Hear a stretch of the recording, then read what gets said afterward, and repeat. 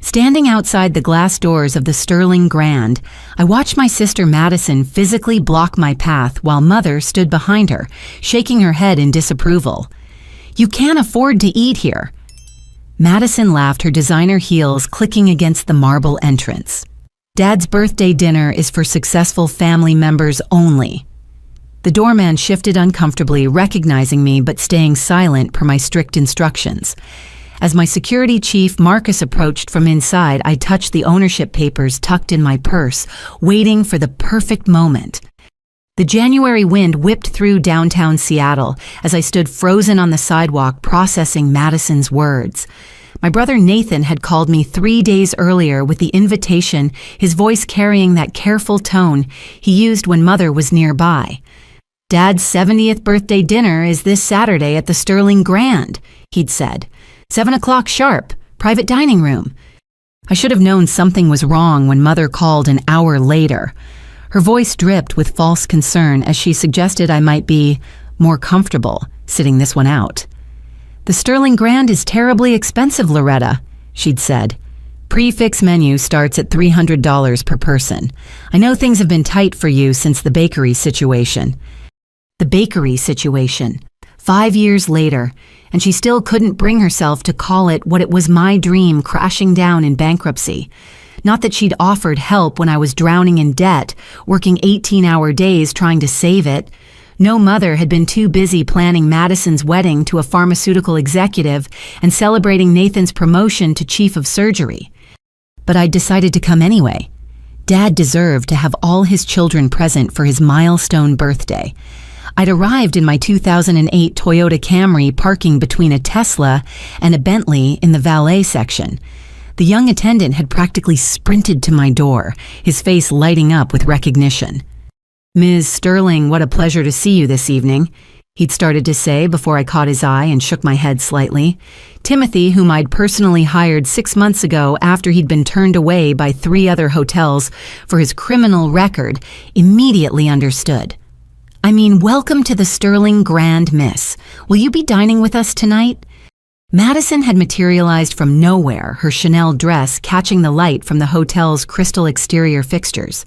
She looked me up and down, taking in my simple black dress from Target and the coat I'd bought at Goodwill. "Loretta, what are you doing here?" "Coming to Dad's birthday dinner," I'd replied, moving toward the entrance. That's when she'd stepped directly in my path, spreading her arms like a designer-clad barrier. "I don't think so. This isn't the kind of place where you can order water and breadsticks, sister dear." Mother had emerged from the lobby, then her pearls gleaming against her burgundy dress. She'd sighed, that particular sigh she reserved for me, the one that said I was once again failing to meet her expectations. "Loretta, we discussed this. Your presence will only make everyone uncomfortable. Think of your father. He doesn't need the stress of worrying about you affording your meal on his special day." "I can pay for my own dinner," I'd said quietly. Madison had actually laughed at that, a tinkling sound that carried across the valet area. Several arriving guests glanced our way and Mother's face tightened. "Please don't make a scene," she'd hissed. "You're already attracting attention. Look at yourself. Your coat has a tear in the sleeve. Your shoes are scuffed. This is a 5-star establishment, not the public library where you stamp books all day." Through the towering windows, I could see the private dining room being prepared. Nathan was already inside checking his phone, while his wife Emma arranged place cards on the table. My younger sister Grace had arrived early too, her startup founder boyfriend Kyle helping her with her coat. They all looked like they belonged there, moving through the space with the confidence of people who never had to check prices on menus. "I'm Dad's daughter, too," I'd said, hating how small my voice sounded. Madison had rolled her eyes dramatically. "Being related doesn't mean you belong in every space. Some of us have worked hard to achieve a certain lifestyle. Some of us married well. Some of us didn't waste our parents' investment on a failed cupcake shop." The words stung more than I wanted to admit. It hadn't been just a cupcake shop. It had been a full bakery, my grandmother's recipes brought to life a gathering place for the neighborhood. But explaining that to Madison would be like describing color to someone determined to see only in black and white. Marcus had chosen that moment to approach the doors from inside. 6 feet 4 inches of retired Navy SEAL, he moved with the kind of purpose that made people step aside without being asked. His eyes found mine through the glass, a question in them. I gave the slightest shake of my head. Not yet.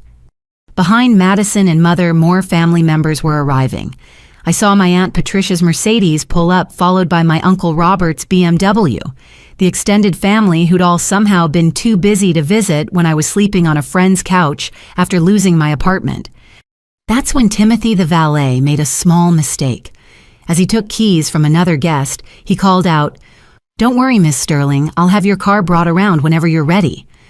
Madison's head whipped toward him, then back to me. "Miss Sterling, did you tell the staff you're someone important? That's pathetic even for you." But I saw something flicker in Mother's eyes, a moment of uncertainty. She studied my face more carefully, perhaps noticing for the first time that despite my modest clothes, I stood differently than I had 5 years ago. My shoulders were back. My chin was raised. The broken girl who'd sobbed in bankruptcy court had been replaced by someone else entirely. Still, she shook off whatever doubt had crept in. "Come now, Madison. Let's go inside. The other guests are arriving, and I won't have them seeing us argue with Loretta on the sidewalk like common people." As they turned toward the door, Madison threw one last barb over her shoulder. "There's a Denny's 2 blocks down, more your speed. They're probably hiring 2 if you want to pick up a second job." Marcus had reached the door now, his hand on the handle from the inside. Through the glass, his lips moved silently. "Now." I touched the papers in my purse again, feeling their weight. 5 years of secrets, 5 years of careful planning, 5 years of letting my family believe I was nobody while I built an empire they couldn't even imagine. "Not yet," I mouthed back. "Let them dig themselves just a little bit deeper." Through the floor-to-ceiling windows, I watched the birthday celebration taking shape. The private dining room sparkled with candlelight, each table setting more elaborate than most people's wedding china. Nathan stood near the head of the table, his surgeon's hands gesturing as he spoke to a colleague I recognized from the hospital's promotional materials. His wife, Emma, hung on his every word, her diamond tennis bracelet catching the light each time she moved. They'd been married 3 years now, a union Mother never tired of praising as perfectly matched in every way. Madison had swept inside, immediately commanding attention, as she always did. She air-kissed our cousin Bethany, who'd just arrived in a cloud of expensive perfume and false eyelashes. Grace looked up from her phone, her expression carefully neutral, as Madison no doubt recounted the scene outside. I couldn't hear the words, but I recognized the theatrical gestures, the mock concern, the delicate hand pressed to her chest in feigned shock at my audacity. Mother had positioned herself as the gracious matriarch, greeting each arriving guest with the kind of warmth she'd never shown me. Not since the bakery failed. Not since I'd proven myself unworthy of the Bennett family legacy of success. Still out here. A familiar voice made me turn. Cousin Bethany had come back outside, ostensibly to wait for her husband, but really to enjoy the spectacle. "Madison says you're trying to crash the party. Honestly, Loretta, have some dignity." "I was invited," I said simply. Bethany laughed, a sharp sound that reminded me of breaking glass. Being invited and being welcome are 2 different things. You know how your mother is about appearances. The Sterling Grand. Really? This place is $500 a head minimum. That's probably more than you make in a week at that little library job. $3,200 actually. That was my official salary at the library, the job I'd kept, because I genuinely loved it and because it provided the perfect cover. Nobody questioned a librarian driving an old car or living in a modest apartment. Nobody suspected a librarian of anything more ambitious than organizing book clubs and children's reading programs. "I can afford dinner." I repeated the same words I'd said to Madison. Bethany's husband, Derek, joined us, his eyes already glazed from whatever he'd been drinking in the car. "Loretta, still fighting the good fight, I see. How's the job hunt going? Any prospects beyond stamping due dates?" I bit back the dozen responses that came to mind. How Derek's construction company was hemorrhaging money, how his last 3 projects had failed inspection, how his bonding company had called me last month, quietly inquiring if Sterling Hotels might be interested in acquiring his contracts when he inevitably defaulted. I declined. I tried not to do business with family, even family that didn't know I was in business. I'm content where I am, I said instead. Content. Mother had reappeared, having noticed Bethany and Derek's absence. What a small word for a small life. Your sister Madison just closed a deal for her husband's company that will net them $500,000 in commissions. Nathan performed a revolutionary surgery last week that will be featured in medical journals. Grace's app just received another round of funding, and you're content stamping books. She said it like content was a disease, something contagious that might infect the others if they stood too close to me. I thought of Arthur Sterling dying in his hospital bed, holding my hand as he signed the papers that would change my life. Find your own definition of success, he'd whispered. The world will try to give you theirs. Don't let them. Through the window, I saw Dad. He was laughing at something Nathan had said, his face bright with the joy of being surrounded by his children and grandchildren, except one. His eyes swept the room, a small frown appearing when he didn't find who he was looking for. Emma leaned in to whisper something, probably an excuse for my absence, that would keep him from worrying. Madison must have noticed his searching look too, because she glided over her hand on his shoulder, her mouth moving in reassuring words. I could imagine them. Don't worry about Loretta, Dad. You know how she is. Probably couldn't get off work, or couldn't afford the gas to drive here. The manager's coming, Uncle Robert announced, having wandered outside for a cigarette despite Aunt Patricia's disapproving glare. Probably wondering why we're all congregating in the cold instead of spending money inside. Indeed, through the glass doors, I could see Jonathan Winters, the hotel's general manager, making his way through the lobby. I'd promoted him just last year after the previous manager retired.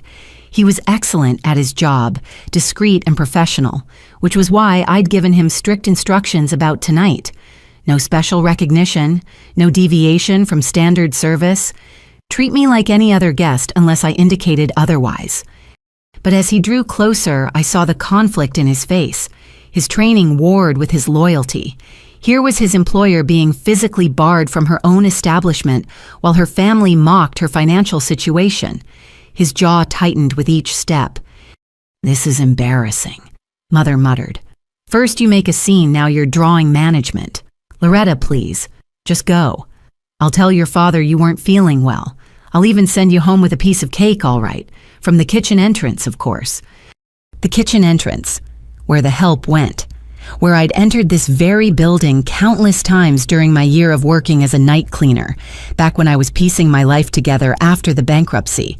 Back when Arthur Sterling had found me crying in his penthouse bathroom at 3 a.m, overwhelmed by the distance between what I'd dreamed and where I'd ended up.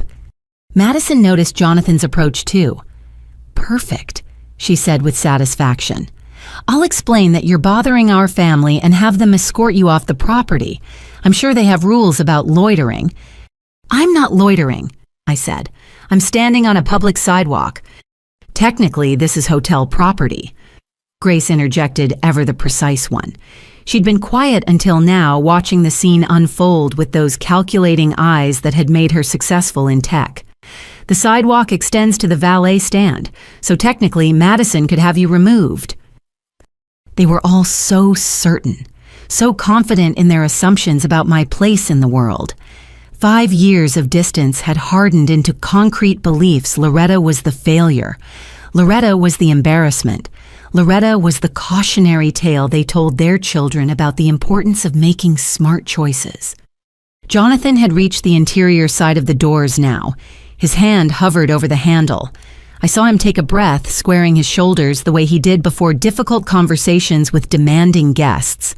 His eyes met mine through the glass, asking a silent question. In my purse beneath the ownership papers, my phone vibrated. A text from Marcus.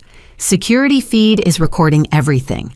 Legal says we have enough documentation of denied access if you want to proceed formally. Proceed formally. Such a cold way to describe suing my own family for preventing me from entering my own hotel. But that wasn't the kind of justice I wanted. I wanted something deeper. I wanted understanding. I wanted recognition. I wanted the look on their faces when they realized how profoundly they'd misjudged me. "You know what?" Mother said, her voice taking on that false sweetness she used when she was about to deliver a killing blow. "I'll make you a deal, Loretta. If you can show me a bank statement proving you have $500 available for tonight's dinner, I'll personally escort you inside." Madison clapped her hands in delight. "Oh, that's perfect. Come on, Loretta. Show us your vast wealth. Show us how successful you've become, stamping library books and wearing secondhand clothes." $500. I thought of the bank statement sitting in my office safe, the one showing the hotel's operating accounts. The number of zeros after the first digit still sometimes took my breath away. But that statement bore the name Sterling Hospitality Holdings, not Loretta Bennett, and I wasn't ready to reveal that connection. Not yet. "I don't need to prove anything to you," I said quietly. "Because you can't," Madison concluded triumphantly. "Just like you couldn't prove your bakery would succeed. Just like you couldn't prove you deserved the family's support. Just like you can't prove you belong here tonight." Behind the glass, Jonathan's hand turned the handle. The door began to open, and in that moment I made a decision. Let them think they'd won this round. Let them go inside believing they'd protected the family from embarrassment. Because when the truth came out, it would be so much sweeter. "You're right," I said, stepping back from the entrance. "I don't belong here." Mother's face relaxed with visible relief. Madison smirked. Grace went back to her phone. Bethany and Derek shared a knowing look. Uncle Robert flicked his cigarette into the street.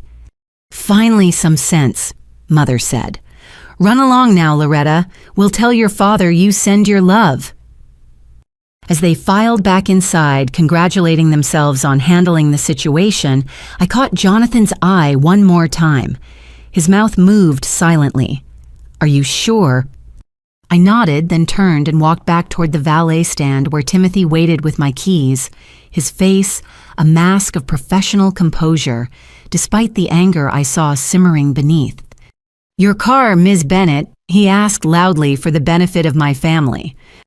"Not yet," I said softly once they were all inside. "But please ask Marcus to meet me in the executive entrance. Tell him it's time for Plan B." Timothy's face split into a grin. "With pleasure, Miss Sterling. With absolute pleasure." The executive entrance was tucked around the corner, a discreet door marked only with a small brass plaque. As I waited for Marcus, my mind drifted back 5 years to the night everything changed. The night I'd hit rock bottom and found something unexpected waiting there.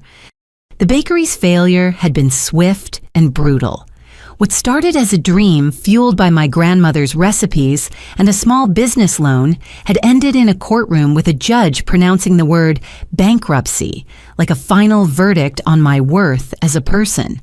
I'd gone from entrepreneur to failure in 6 months, watching everything I'd built get auctioned off piece by piece. The industrial mixer I'd saved for 2 years to buy. The custom display cases where I'd arranged fresh pastries each morning. Even the hand-painted sign that read, "Grandma Rose's Bakery," in cheerful yellow letters. Mother had sat in the back of the courtroom that day, her face a mask of disappointment. She'd left before the proceedings ended, but not before I heard her whisper to Aunt Patricia. "I told her not to use Mother's name for this foolishness. Now she's dragged it through the mud." The family support evaporated overnight. The same siblings who'd eaten my free samples and promised to spread the word suddenly had other commitments. Nathan was too busy with his residency. Madison was planning her engagement party. Grace was launching her first startup. And I was moving out of my apartment into a friend's basement, selling my car, and applying for any job that would have me. The library position had been a lifeline, but barely. $28,000 a year wasn't enough to live on in Seattle, not with bankruptcy payments and basic expenses. So I'd taken a second job through a cleaning service, working nights at office buildings.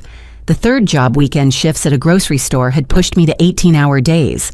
I'd lost 30 pounds I couldn't afford to lose, survived on expired food from the store, and learned to ignore the constant ache of exhaustion. The Sterling Grand had been just another building on my cleaning route. I'd been assigned to the executive floors and penthouse, working from midnight to 6 in the morning. The first week, I'd been too tired to appreciate the marble floors and crystal chandeliers. By the second week, I'd started to notice things, like how the hotel ran with clockwork precision even in the dead of night, like how every employee from security guards to night auditors moved with purpose and pride. It was my third week when I'd met Arthur Sterling.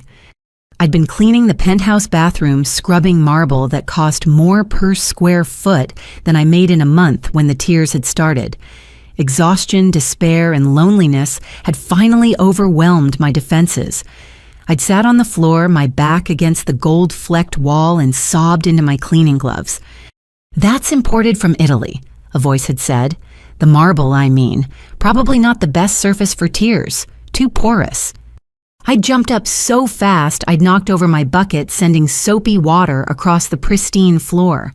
An elderly man stood in the doorway wearing silk pajamas and an amused expression. Arthur Sterling, owner of the hotel, employer of hundreds, titan of the hospitality industry, watching me have a breakdown on his bathroom floor. "I'm so sorry, Mr. Sterling. I'll clean this up immediately. Please don't report me to the service. I need this job. I know I shouldn't have been sitting down, but I just needed a moment, and I thought you were asleep, and I promise it won't happen again." The words had tumbled out in a panicked rush, but instead of anger, his face had shown something unexpected kindness. "My dear girl," he'd said, "anyone cleaning bathrooms at 3 in the morning has earned the right to a moment of despair. Would you like some tea? I was making some anyway. Insomnia is one of the few perks of old age." That's how I'd found myself sitting in Arthur Sterling's kitchen, drinking tea from cups that belonged in a museum, telling him my story. The bakery, the bankruptcy, the family who'd written me off, the 3 jobs that barely kept me afloat. He'd listened without judgment, occasionally asking questions that showed he understood more about business than I'd ever learned in my community college courses. "You know what your problem was," he'd said finally. "You had the passion but not the knowledge, the recipes but not the revenue model, the dream but not the details. Heart without head rarely succeeds in business." "So I'm a failure," I'd concluded. "No," he'd said firmly. "You're educated now. Expensively educated, granted, but educated nonetheless. The question is, what will you do with that education?" That had been the beginning. Night after night, as I cleaned his penthouse, Arthur would appear with tea and conversation. He'd quiz me about the hotel's operations, challenging me to think beyond mops and marble. "What would you change about the check-in process?" he'd ask. Or, "How would you improve employee retention?" Or, "What's wrong with our restaurant's lunch service?"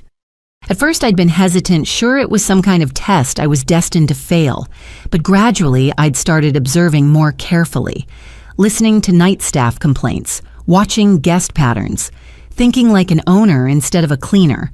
My suggestions had been naive at first, but Arthur had been patient, teaching me to see the bigger picture.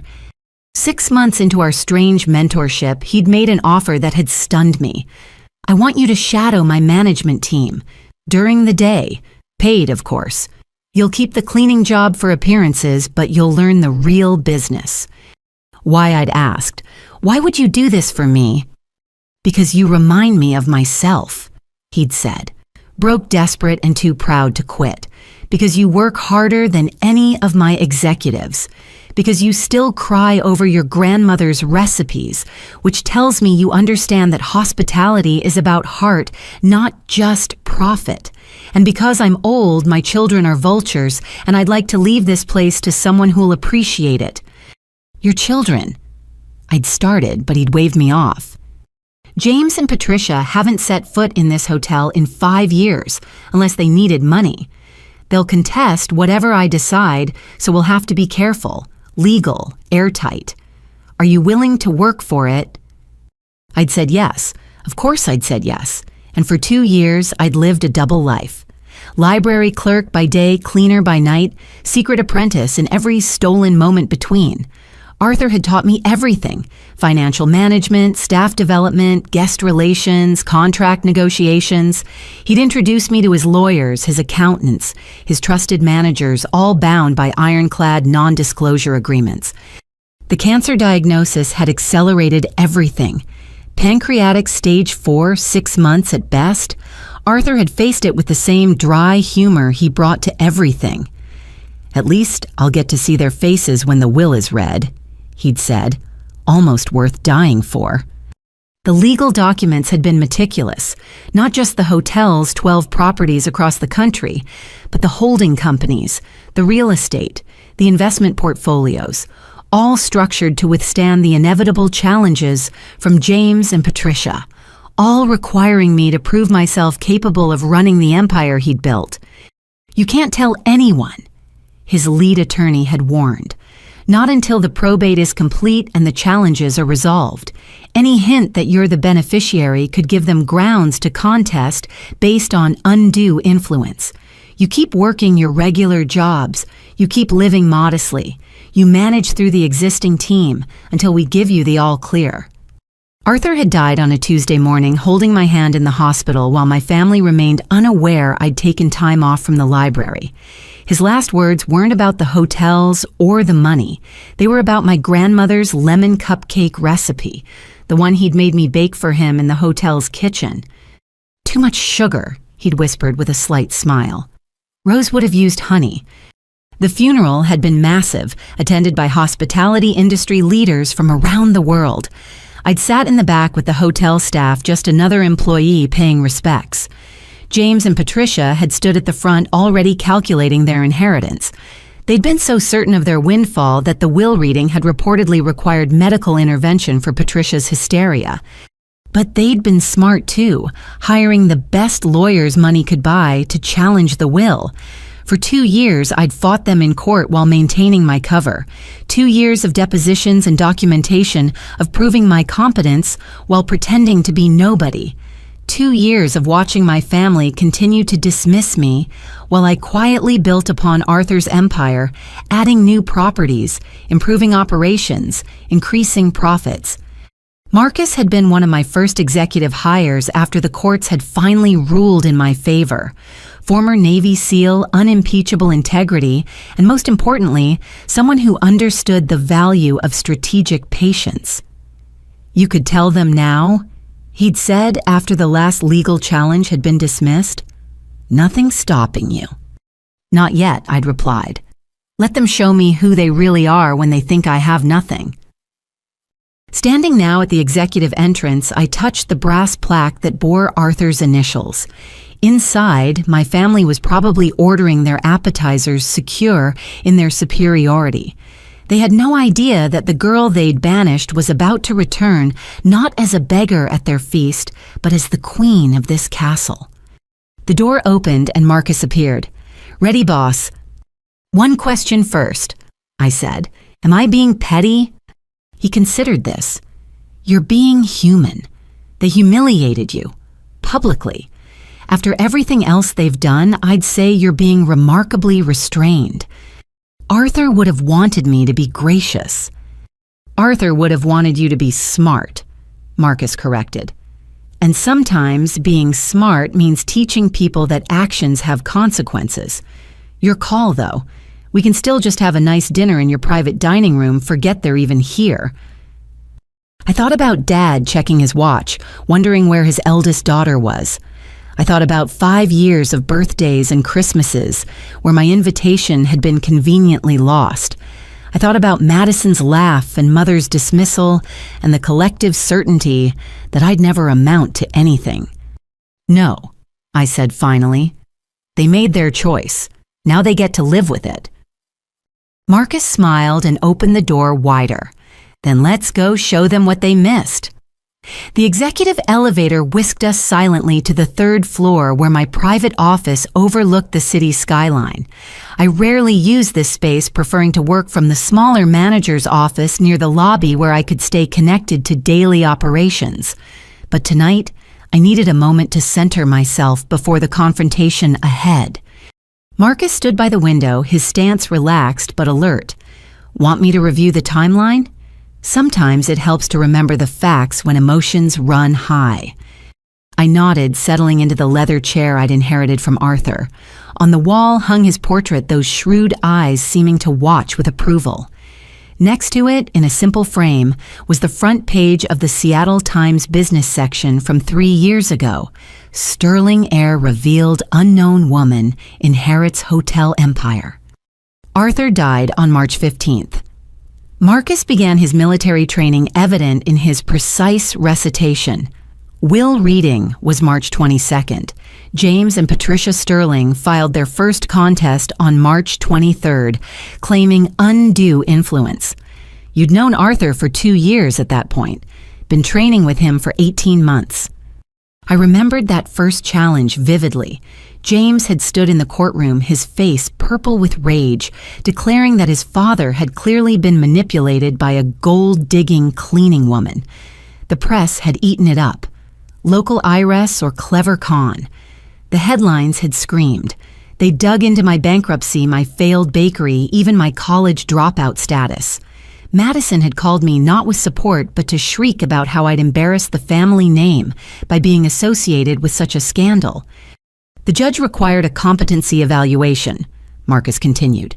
6 months of psychiatric records proved Arthur was of sound mind. Financial forensics showed every decision was documented and logical. October ruling challenge dismissed. James immediately filed appeal. Those had been brutal months. Working at the library by day while spending nights in strategy sessions with lawyers. Keeping up the pretense of poverty while paying legal bills that would have bankrupted me without Arthur's careful provision of a legal defense fund. The stress had triggered migraines that left me shaking in bathroom stalls, but I'd never missed a day of work. I couldn't afford to give anyone ammunition against me. Second challenge alleged breach of fiduciary duty, Marcus went on. Claimed you'd mismanaged assets while Arthur was ill, required full audit of 18 months of operations. That audit had been my vindication. Every decision I'd made under Arthur's guidance had been documented, analyzed, and ultimately validated.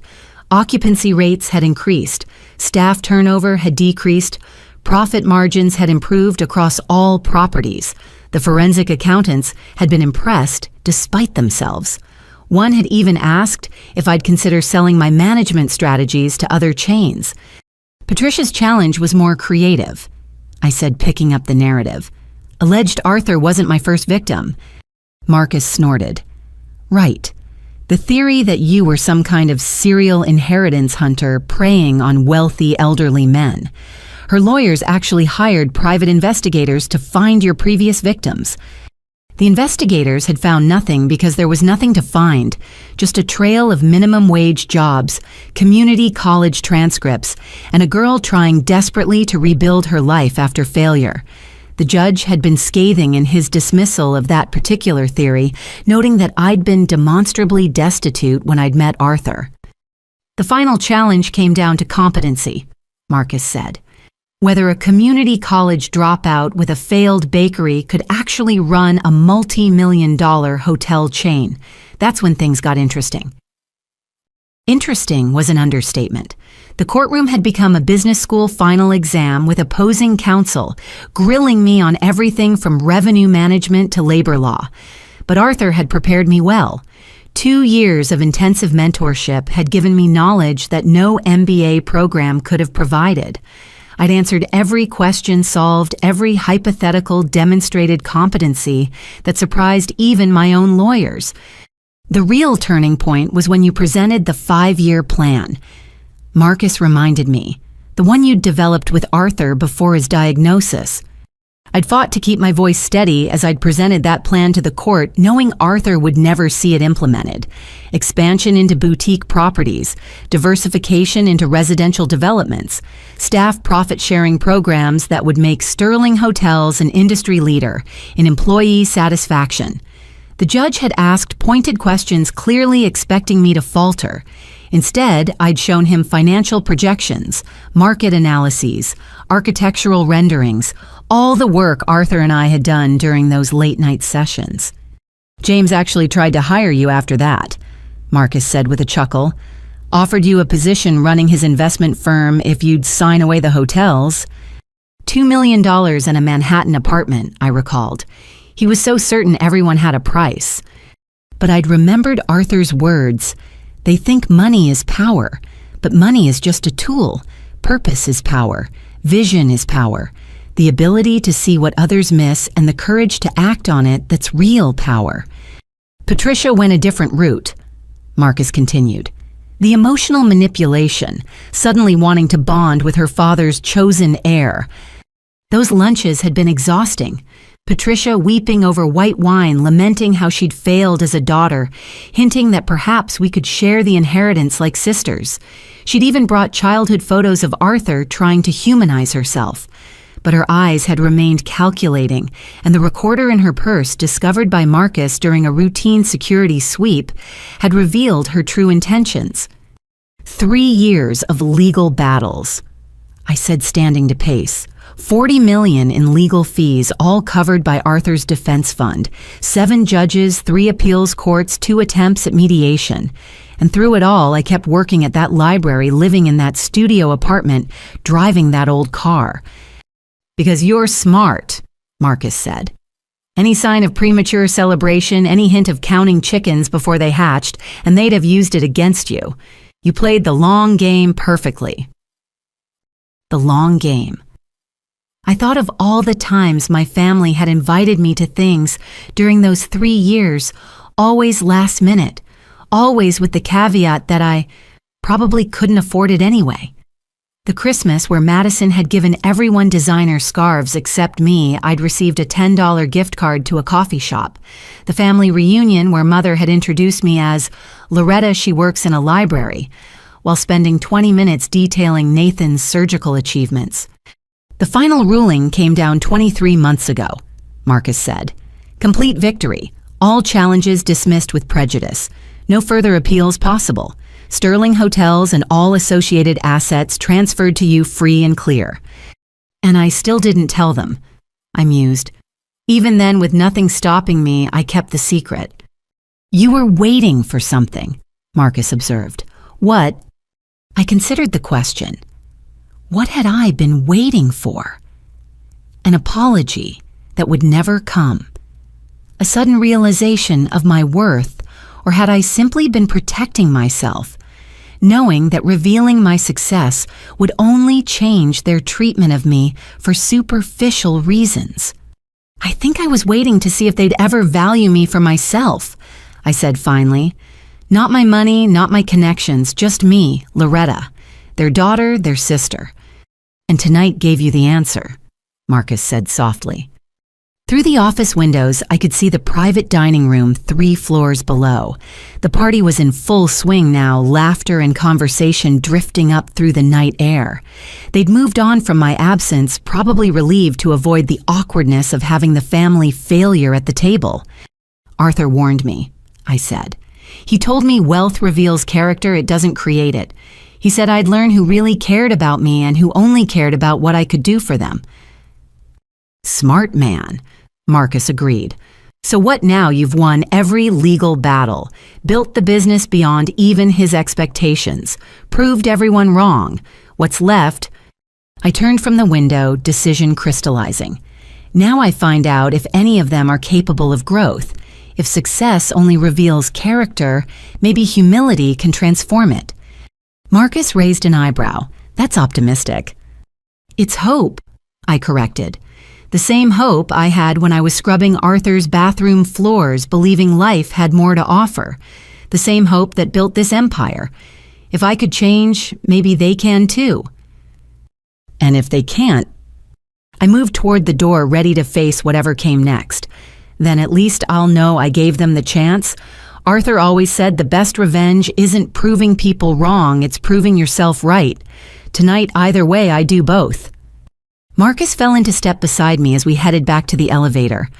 For what it's worth, Boss Arthur would be proud. You've become everything he saw in you and more. As the elevator descended, I thought about the girl who'd sobbed on a bathroom floor 5 years ago, certain her life was over. She'd had no idea it was just beginning. That rock bottom would become her foundation. that the very people who'd abandoned her would one day stand in her hotel subject to her grace or judgment. The elevator opened at the lobby level. Through the restaurant's glass walls, I could see my family raising their glasses in a toast. To Dad, presumably. To family. To success. To everything they thought I'd never achieve. Time to join the party. The main lobby of the Sterling Grand hummed with elegant activity as Marcus and I crossed the marble expanse. A string quartet played Vivaldi near the fountain, their music providing sophisticated ambiance for the well-heeled guests checking in for the weekend. Several staff members noticed me, their eyes widening with recognition, but my subtle head shake kept them silent. Not yet. Outside the glass doors, I could see the scene had evolved. Madison now stood with her hands on her hips, speaking animatedly to someone on her phone. Mother had been joined by Aunt Patricia, and their body language suggested a strategy session. Grace lingered near the entrance, her expression unreadable as she typed on her phone. "Shall we use the main entrance?" Marcus asked quietly. "Make them move aside." "No," I decided. "Let them think they've won this round. We'll circle back through the restaurant." But as we approached the alternate entrance, the situation outside escalated. My Aunt Patricia's voice carried across the valet area, sharp with indignation. She'd spotted something that offended her sense of propriety. Through the windows, I watched Uncle Robert stumble slightly, catching himself on a potted topiary. His face was flushed, and I realized he'd been drinking more heavily than usual. Patricia grabbed his arm, hissing something about embarrassing her in public. The valet staff stood at attention, professionally ignoring the family drama unfolding in their workspace. Timothy maintained his position, though I could see the tension in his shoulders. Another family had arrived, the Weatherby's old Money Seattle regular guests who always requested the penthouse suite I kept reserved for special occasions. Margaret Weatherby, 70 years old and sharp as a surgical scalpel, paused to observe the scene. Her eyes found me through the glass, and she raised one perfectly sculpted eyebrow. I'd negotiated with her last year when she'd wanted to host her charity gala at the hotel. She'd driven a hard bargain, but we'd developed a mutual respect. "Is that your family blocking the door, dear?" she asked Madison, who'd ended her phone call. "How unusual." Madison flushed, suddenly aware that their behavior was attracting attention from people who mattered in their social circles. "We're just handling a small family matter, Mrs. Weatherby. Nothing to concern yourself with." "Indeed," Margaret said dryly, her gaze shifting to me again. She knew exactly who I was, had known since the Business Journal ran that feature article about young hotel entrepreneurs. But like the consummate society player she was, she revealed nothing. "Well, do handle it quickly. Some of us have reservations." The criticism, mild as it was, sent Mother into damage control mode. "Of course, Mrs. Weatherby. Madison, Patricia, let's continue this inside. We're making a scene." But their retreat was blocked by another arrival. 3 black town cars pulled up simultaneously, and my stomach tightened as I recognized the lead vehicle. James Sterling stepped out, followed by Patricia Sterling Arthur's children. My former legal adversaries, the would-be heirs who'd spent 3 years trying to destroy me. "What are they doing here?" Marcus muttered, his hand instinctively moving toward his concealed weapon before catching himself. I knew exactly what they were doing here. Tomorrow was the anniversary of Arthur's death. They came every year making a public show of mourning at the hotel their father had built and they'd lost. Usually I arranged to be traveling during their visits, avoiding the inevitable confrontation. But this year, with Dad's birthday, I'd stayed in town. James looked older, grayer, the years of legal defeats etched into the lines around his mouth. He wore an expensive suit that couldn't hide the slight stoop of his shoulders. Patricia followed her face, a mask of Botox and bitterness diamonds glittering at her throat in defiant display of wealth she'd inherited from her mother, not her father. They walked toward the entrance heads high, pretending not to notice the staff's uncomfortable recognition. Then James saw me through the glass, and his step faltered. He said the word carrying across the space like an accusation. My family, still clustered near the entrance, turned to look. Mother's confusion was evident as she took in the well-dressed couple glaring at me with undisguised hostility. "Excuse me," Patricia Sterling said to Mother, her voice dripping with false courtesy. "But that woman is not welcome here. She's a thief and a con artist who manipulated my poor father in his final years." Madison's eyes widened with delight at this unexpected ammunition. "Really, Loretta, what did you do now?" "I have every right to be here," I said quietly, staying behind the glass. James Sterling laughed an ugly sound. "Right. You have no rights. You stole everything from us. Our father's legacy, our birthright, our future. And now you dare show your face at his hotel?" "His hotel." I repeated, my voice carrying just enough to be heard. Interesting choice of pronoun. Mother stepped forward, her social instincts overriding her earlier dismissal of me. "I'm sorry, but who are you? And what does my daughter have to do with your family affairs?" Patricia's eyes glittered with malicious pleasure. "Your daughter!" "Oh, this is rich. You don't know, do you? Your precious daughter is Loretta Sterling, the cleaning woman who connived her way into our father's will. She inherited the entire Sterling Hotel empire through manipulation and elder abuse." The silence that followed was deafening. My family stood frozen, processing this information. Madison's mouth actually fell open. Grace's fingers stilled on her phone. Nathan, who'd come outside to find everyone, looked like someone had hit him with a medical textbook. Mother's voice, when she found it, was strangled.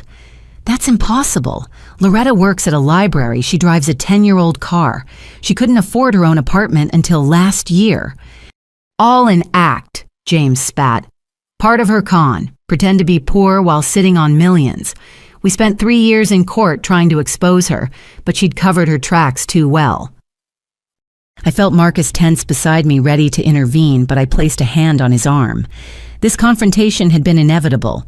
Perhaps it was better to have it now, with witnesses, with my family watching.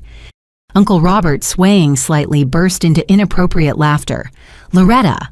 Our Loretta owns hotels." He turned to his wife. "Patricia, your niece owns hotels. The one you said would end up homeless." "Shut up, Robert," Aunt Patricia hissed, but her eyes were fixed on me with a calculating expression I recognized. The same look she'd had when she'd discovered Nathan was going to be a doctor. The same look when Madison had announced her engagement to money. Grace stepped forward, her analytical mind already working through the implications. The Sterling Hotels merger was in the news 3 years ago. 47 properties nationwide, estimated value over $2 billion. She looked at me through the glass. "You're that Sterling, She's a fraud," Patricia Sterling insisted. "My father wasn't in his right mind. He gave everything to a stranger instead of his own children." "Your father," I said, finally stepping outside to face them directly, "was the most brilliant man I ever met, and he was completely sound of mind when he chose to leave his legacy to someone who would honor it, not sell it off for parts." James's face purpled. "How dare you speak about him? You didn't know him. You couldn't possibly understand." I understood that he was lonely. I cut him off. That his own children visited only when they needed money, that he spent holidays alone in his penthouse while you vacationed in Europe on his credit cards. I understood that he wanted his life's work preserved, not liquidated. "You manipulated him," Patricia shrieked, losing her composure entirely. "Played on his emotions, turned him against us." "I cleaned his bathrooms," I said simply, "made him tea, listened to his stories, learned from his wisdom, loved him like the father figure he became. That's not manipulation. That's human connection." My mother staggered backward, catching herself on Madison's arm. "You own this hotel, all the Sterling hotels." "Yes," I confirmed, meeting her eyes steadily. "I own this hotel. The one you just said I couldn't afford to enter. The one where you insisted I'd embarrass the family by trying to eat at. The one where my own sister physically blocked me from attending my father's birthday dinner." Madison's face cycled through expressions like a slot machine: disbelief, calculation, embarrassment, anger, before settling on defensive hostility. "You lied to us. All these years you let us think you were poor." I never lied, I corrected. I just didn't correct your assumptions. You decided I was a failure after the bakery closed. You never asked what came next. This is ridiculous, Mother said, rallying her dignity. If you really owned this place, you would have said something. No one keeps that kind of secret from their own family. Grace held up her phone, showing a business article with my photograph. She's telling the truth. Loretta Sterling, heir to the Sterling hospitality empire. It's all here. The legal battles, the confirmation of inheritance, even a profile in Forbes from last year. The Forbes article. I'd tried to decline that interview, but my PR team had insisted it was necessary for the brand. The photographer had wanted to shoot me in designer clothes in the penthouse, but I'd insisted on business attire in a working office. The headline had read, "From Rags to Riches, the cleaning woman who built an empire." "But you kept working at the library," Nathan said, finding his voice. "I saw you there just last month when I was returning medical journals." "Because I love it," I said. "Because it keeps me grounded. Because Mrs. Chen needs someone who understands the Dewey Decimal System, and Tommy Martinez lights up when I save new dinosaur books for him. Not everything is about money." James Sterling stepped forward aggressively, and Marcus shifted position, a subtle but clear warning. "Don't you dare act noble. You're nothing but a gold digger who got lucky. My father's empire should have stayed in the family." "It did," I said quietly, "just not the family you expected." The implications of my words hung in the air. Inside the hotel, through the glass walls, I could see the party continuing. Dad was laughing at something, unaware of the drama unfolding outside. The Sterling Grand hummed with life and purpose, exactly as Arthur had envisioned. "I need to sit down," Mother said faintly. But there was no respite coming. Jonathan Winters, my general manager, had finally reached the breaking point. He emerged from the hotel, flanked by 2 security officers, his face professional but determined. "Ms. Sterling," he said, addressing me formally, "I apologize for the disturbance. Shall I have security escort the disruptive individuals from the property?" The question was aimed at me, but his eyes included all of them, James and Patricia Sterling, who'd tormented me for years, but also my own family who'd blocked me from entering my own establishment. Madison gasped, "You can't evict us. We have a reservation. We're paying customers." "Actually," Jonathan said smoothly, "the owner has ultimate discretion over who enjoys the privilege of our hospitality." He turned back to me. "Your instructions, Miss Sterling." The power felt strange in my hands. With a word, I could ban them all, have them escorted away in front of Seattle society. It would be justified after their treatment of me. It might even feel satisfying for a moment. But I thought of Dad inside celebrating his birthday, unaware of the storm outside. I thought of Arthur, who'd taught me that grace was the ultimate power move. I thought of the future, and whether I wanted it defined by revenge or reconciliation. "No evictions," I said finally. "But James and Patricia Sterling are banned from the property after tonight. They've said goodbye to their father's legacy for the last time." James opened his mouth to protest, but Patricia grabbed his arm. She knew they had no recourse. The courts had been clear. I held all the cards.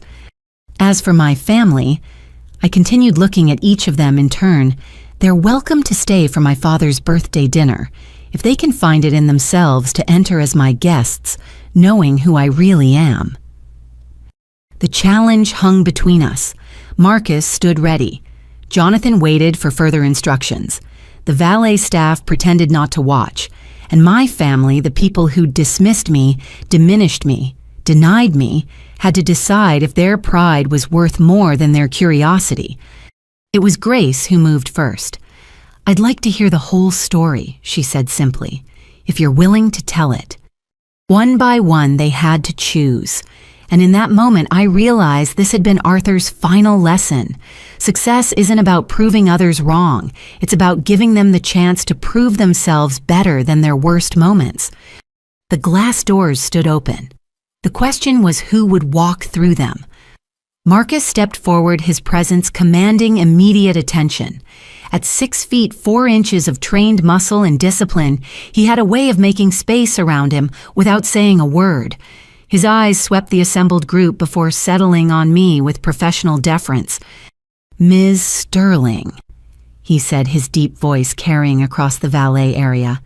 "I apologize for the delay in reaching you. There was a situation in the North Wing that required brief attention." His gaze shifted meaningfully to James and Patricia Sterling. "Nothing we couldn't handle, of course. We're quite experienced with difficult guests." Madison's laugh came out as a strangled squeak. "Ms. Sterling. You're actually calling her Ms. Sterling. This has to be some kind of elaborate prank." She whirled on me. "Did you hire actors? Is this your pathetic attempt at revenge for being excluded?" "Actors." Marcus raised one eyebrow, a gesture that somehow conveyed volumes of disdain. "Ma'am, I'm Marcus Chen, head of security for Sterling Hotels, former Navy SEAL, 10 years of service, Silver Star recipient. I don't do amateur theater." "But your name is Chen," Mother said weakly. "She couldn't have hired you. We were told never to use that name." I closed my eyes briefly. Of course that's what she would focus on. Mother Marcus is Korean-American third generation and one of the most decorated veterans in the state. The fact that you think his surname disqualifies him from employment says more about your prejudices than his capabilities. Jonathan stepped smoothly into the conversation. "If I may add, Ms. Sterling personally recruited Mr. Chen from a distinguished career in private security. He's revolutionized our safety protocols across all properties. We're fortunate to have him." "All properties," Nathan repeated slowly. "How many properties are we talking about?" Grace, still studying her phone, answered before I could. "According to the latest SEC filings, Sterling Hospitality Holdings operates 47 hotels across the United States, with 3 more under construction. Annual revenue last fiscal year was approximately $800 million. $800 million, Madison whispered. Her face had gone pale beneath her carefully applied makeup. "That's impossible. You're a librarian." "I'm many things," I said. "A librarian, a hotel owner, a businesswoman, a daughter who wasn't important enough to include in her father's birthday dinner until you discovered my net worth." James Sterling, who'd been uncharacteristically quiet, suddenly erupted. "This is exactly what she does. Plays the victim while sitting on stolen wealth. My father built this empire over 60 years, and she swooped in at the end like a vulture." "Enough," Marcus said, his tone shifting to something harder. "Mr. Sterling, you're on private property. The owner has graciously allowed you to remain for now, but if you continue to harass her, I'll have you removed." "Harass her," James sputtered. "She stole everything from us." "The courts disagreed," I said evenly. "Multiple courts, actually. Over 3 years of litigation. Every claim you made was investigated and dismissed. Your father made his choice and the law upheld it." Patricia Sterling pushed forward, her face twisted with years of resentment. "You turned him against us, poisoned his mind, made him think we didn't love him." "I never mentioned you to him," I said, and it was true. "I didn't have to. Your absence spoke louder than any words could. Do you know he kept a calendar in his study marking the days since your last visit? When I met him, it had been 847 days. The number hit them like a physical blow. Patricia's face crumpled for just a moment before hardening again. "We were busy. We had lives." "So did he," I said softly. "A life that ended with a stranger holding his hand because his children couldn't be bothered." "You're not a stranger," Uncle Robert slurred, pointing at me with the hand not clutching his wife for balance. "You're my niece, my rich, secret hotel-owning niece." He giggled, the sound inappropriate and somehow perfect for the surreal moment. "Patricia, we should have been nicer at Christmas." Aunt Patricia elbowed him sharply, but her eyes were calculating.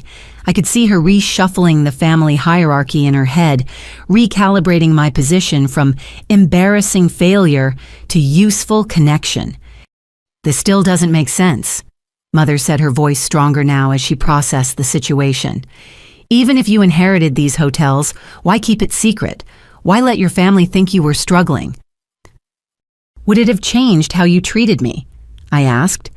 Would you have suddenly included me in family events, called on my birthdays, visited when I was sick, or would you have just wanted things from me?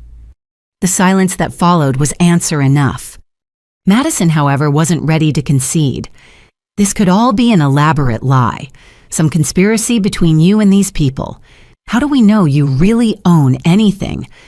Jonathan sighed, reaching into his jacket to produce a leather folder.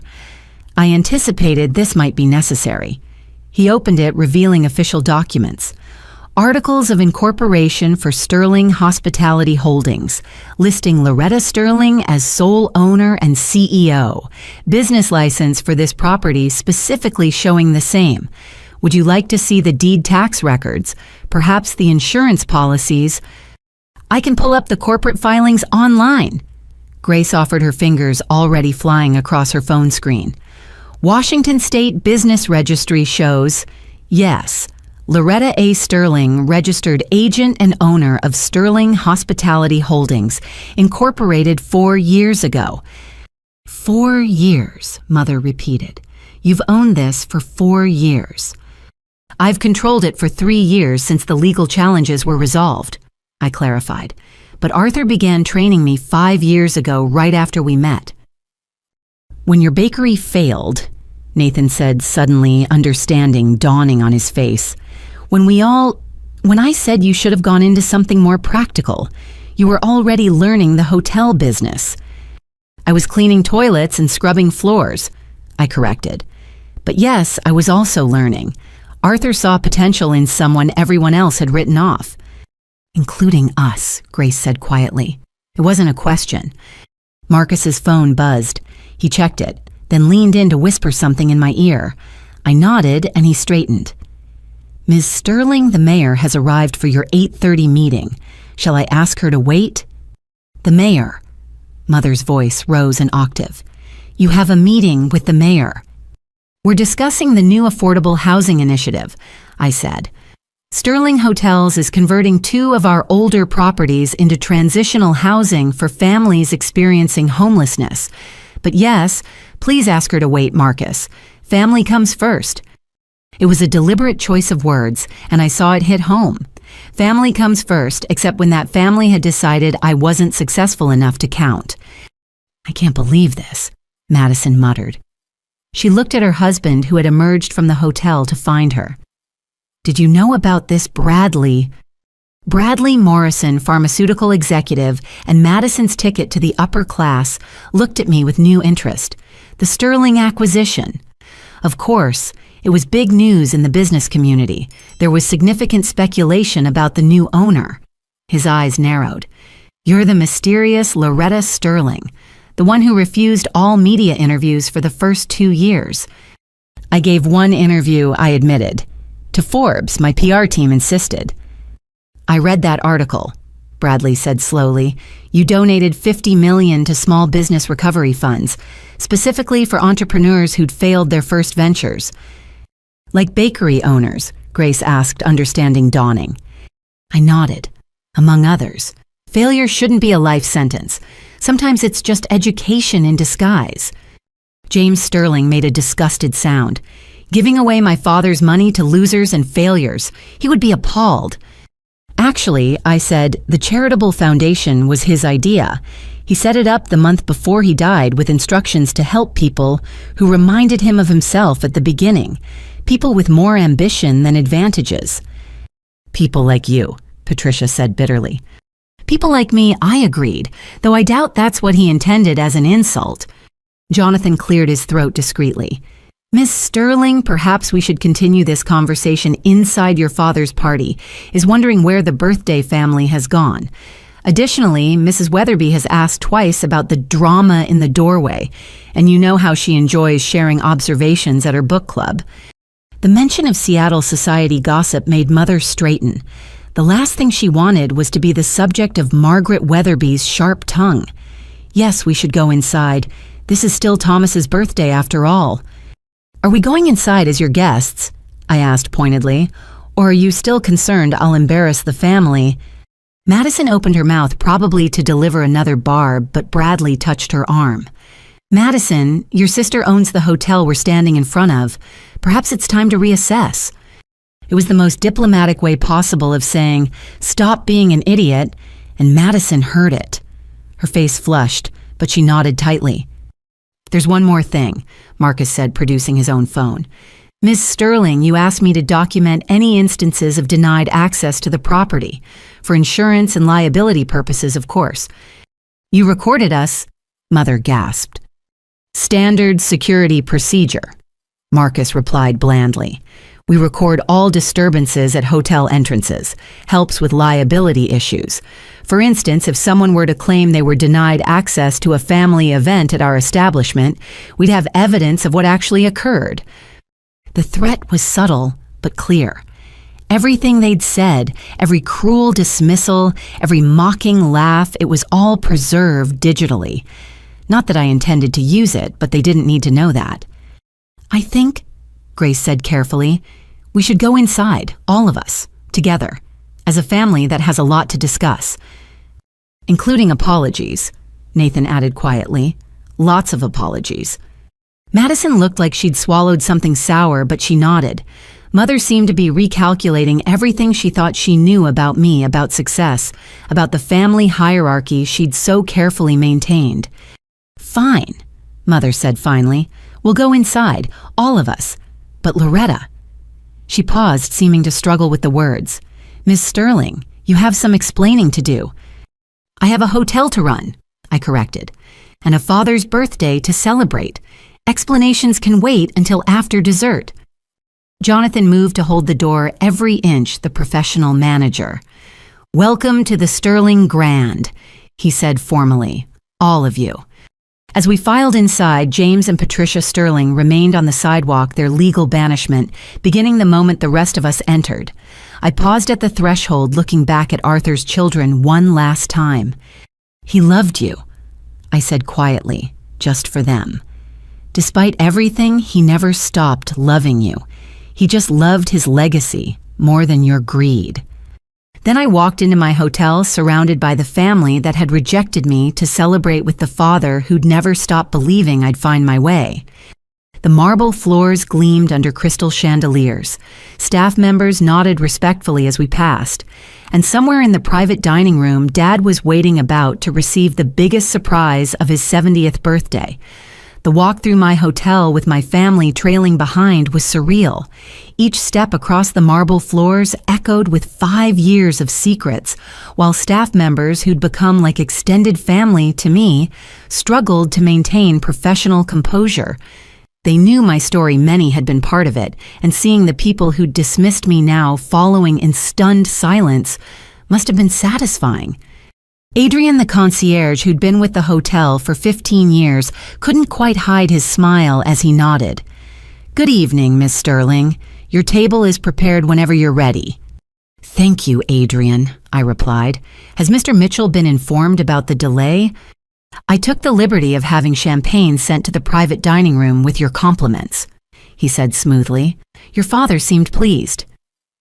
Madison made a small choking sound. You sent champagne to Dad, the $300 bottles they have here. The Perrier Jouet Belle Epoque, Adrian confirmed. Mrs. Sterling's standing selection for special occasions. We passed the main restaurant where diners enjoyed their Friday evening meals, unaware of the family drama playing out in their midst. Through the kitchen's porthole windows, I glimpsed Chef Raymond, who spotted me and raised his hand in greeting. I'd hired him away from a Michelin-starred restaurant in New York 2 years ago, doubling his salary and giving him complete creative control. That's Raymond Castellano, Bradley whispered to Madison. I tried to get a reservation at his last restaurant for 3 months. How did he end up here? I made him an offer he couldn't refuse, I said simply. Creative freedom, profit participation, and the chance to mentor young chefs from underprivileged backgrounds. He starts 12 apprentices every year. Nathan had been quiet since we'd entered, but his doctor's instincts kicked in when he noticed something. Your staff keeps greeting you, but they're not surprised to see you. How often are you actually here? Every day when I'm in town, I admitted. I have an office on the 3rd floor, but I spend most of my time in the operations areas. Can't run a hotel from behind a desk. We reached the private elevator to the mezzanine level where our dining room waited. Grace studied the elevator's elegant details, restored brass fixtures, hand-carved panels, period-appropriate carpet that had cost more per square foot than most people's monthly rent. "This is original to the building," she observed. 1923 construction, wasn't it? 1922, I corrected. Arthur spent $2 million restoring just this elevator. He believed in preserving history while embracing progress. It's why our hotels maintain their original character even with modern amenities. The elevator opened onto the mezzanine where the private dining rooms overlooked the main floor through soundproof glass. Mother paused, taking in the space she'd walked through so many times before, now seeing it through different eyes. "We had Madison's engagement party here," she said slowly. "You gave us a discount, 20% off the booking fee." 30%, I corrected.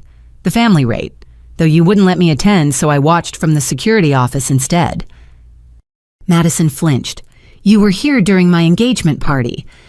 "I'm always here for major events," I said. "Quality control. Also, I wanted to see you happy even if it had to be from a distance." The admission hung between us as we approached the Windsor room where Dad's celebration continued. Through the etched glass doors, I could hear laughter and conversation, normal sounds of a family gathering, unaware their world was about to shift. Marcus stepped ahead to open the door, but I caught his arm. "Give me a moment." I turned to face my family. Mother, rigid with confusion. Madison, defensive. Nathan, thoughtful. Grace, analytical. Aunt Patricia, calculating. Uncle Robert, barely upright. "Before we go in, I need you to understand something. Dad doesn't know. I've never told him about the hotels, about Arthur, about any of it. He still thinks I'm just his daughter who works at the library." "Why?" Mother demanded. "Why would you keep this from your own father?" "Because he's the only one who never made me feel like a failure," I said simply. "He called after the bankruptcy not to lecture or criticize, but to ask if I was eating enough. He sent me grocery cards, not advice about better career choices. When everyone else saw disappointment, he still saw his daughter." Nathan's face crumpled slightly. "We really screwed up, didn't we?" "That's a conversation for later," I said. "Right now, let's just celebrate Dad." Marcus opened the door and we entered to find the private dining room in full swing. Dad sat at the head of the table, his face bright with pleasure, as he listened to one of Uncle Robert's stories. The room itself was intimate, but elegant. Warm woods, soft lighting, fresh flowers on every surface. I'd personally overseen the setup that morning. "There they are," Dad exclaimed, spotting us. Then his eyes found me and his whole face transformed. "Loretta, you made it after all." He started to rise, but I quickly moved to him, wrapping my arms around his still strong shoulders. "Happy birthday, Dad. Sorry I'm late." "Nonsense. You're here now." He pulled back to look at me, his eyes crinkling. "Though you look tired, sweetheart. The library working you too hard." Before I could answer, Madison interjected. "Dad, we need to tell you something about Loretta." "Madison?" I warned, but she bulldozed forward. "She owns this place, Dad, the whole hotel, the whole chain. She's been lying to us for years." The room fell silent. Dad's cousins, who'd been chatting over wine, turned to stare. Emma, Nathan's wife, dropped her fork. Even the server Carlos, who'd been pouring water, froze mid-motion. Dad looked from Madison to me, confusion clear on his face. "Owns the hotel. What's she talking about, Loretta?" I shot Madison a look that could have melted steel, then gently took Dad's hand. "It's true, Dad. I inherited the Sterling Hotels from Arthur Sterling. But I never lied to you. I just didn't know how to tell you." "Arthur Sterling," Dad repeated. "The hotel magnate who died a few years back. The news said he left everything to someone outside the family. That was you." I nodded, watching his face carefully. "I met him when I was working as a cleaner here after the bakery failed. He became my mentor then, like a second father. When he died, he left me his hotels." Dad was quiet for a long moment, processing. Then unexpectedly, he smiled. "Did he ever try your grandmother's lemon cupcakes?" The question was so perfectly Dad that tears pricked my eyes. "Yes, He said they had too much sugar, that Grandma Rose would have used honey. He was right, Dad said simply. She always did prefer honey. He squeezed my hand. Sit down, sweetheart. Tell me about him. Tell me about all of it. But Madison wasn't done. Dad, you don't understand. She's been pretending to be poor while she's worth millions. She let us exclude her mock, treat her like the family disappointment. I finished for her. Yes, I did, because I wanted to know if any of you could love me without the money. Dad did. The rest of you failed that test. The words landed like a slap. Mother sank into a chair, her face pale. Nathan rubbed his face with both hands. Grace had gone very still, her analytical mind, no doubt, reviewing every interaction through this new lens. It was then that the door opened again and two people entered who I hadn't expected, but perhaps should have. James Sterling had apparently not accepted his banishment quietly. He'd returned this time with someone else, an elderly woman I recognized from Arthur's photographs. Evelyn, I said, standing quickly. Mrs. Sterling. Arthur's ex-wife stood in the doorway, 90 years old, but still formidable in her designer suit and pearls. She studied me with sharp eyes that reminded me painfully of Arthur's. So you're the girl, she said finally, the one who stole my children's inheritance. Mother, don't. James started, but she silenced him with a gesture. I'll speak to whomever I please, she declared. Then to everyone's shock, she smiled. I came to thank you, dear. The room collectively held its breath. Thank me, I managed. For being there when none of us were, Evelyn Sterling said simply, for giving Arthur what his family couldn't genuine care without price tags attached. She moved into the room with surprising grace for her age. I divorced him 40 years ago because he loved his hotels more than people. Turns out I was wrong. He loved people. His children just taught him that love came with invoices. James's face went purple. Mother. Oh, hush, she told him. You haven't visited my care facility in 6 months. The only reason you're here tonight is because you heard rumors about the will being challenged again. She turned back to me. It can't be, dear. I made sure of that myself. What Arthur gave you was earned, not stolen. You supported the will, I asked, stunned. Quietly behind the scenes, she confirmed. My children didn't need to know their mother funded the legal team that defended you. They'd already disappointed me enough. She looked around the room, taking in my frozen family. Your relatives, I assume they seem shocked. Arthur mentioned you had family troubles, said you worked 3 jobs rather than ask them for help. Pride or wisdom, he couldn't decide. Both, Dad said suddenly. My daughter has both in spades. He stood moving to my side. I don't care about hotels or millions or any of it. I care that you're happy. Are you happy, Loretta? It was such a simple question, but it cut through everything, the drama, the revelations, the years of secrets. Yes, Dad. For the first time since the bakery closed, I'm genuinely happy. Then that's all that matters. He looked around the table at the rest of the family. And if any of you have a problem with my daughter's success, you can leave now. This is my birthday, and I won't have anyone here who can't be happy for Loretta. The challenge was clear. Choose sides, now support me or leave. Mother was the first to speak. I need some time to process this. Process it elsewhere, Dad said firmly. You've had 5 years to support your daughter. If you need more time to decide whether her success changes that you're not welcome at my table. I'd never seen Dad like this, protective, fierce, unwilling to compromise. It made my throat tight with emotion. Madison turned to her husband. Bradley, say something. Bradley cleared his throat. Congratulations, Loretta. Building on the Sterling legacy while maintaining your library job and supporting charitable causes, it's admirable. You're taking her side, Madison hissed. I'm taking the side of good business sense, Bradley replied evenly. Your sister accomplished something remarkable. The least we can do is acknowledge it. One by one, family members had to declare themselves.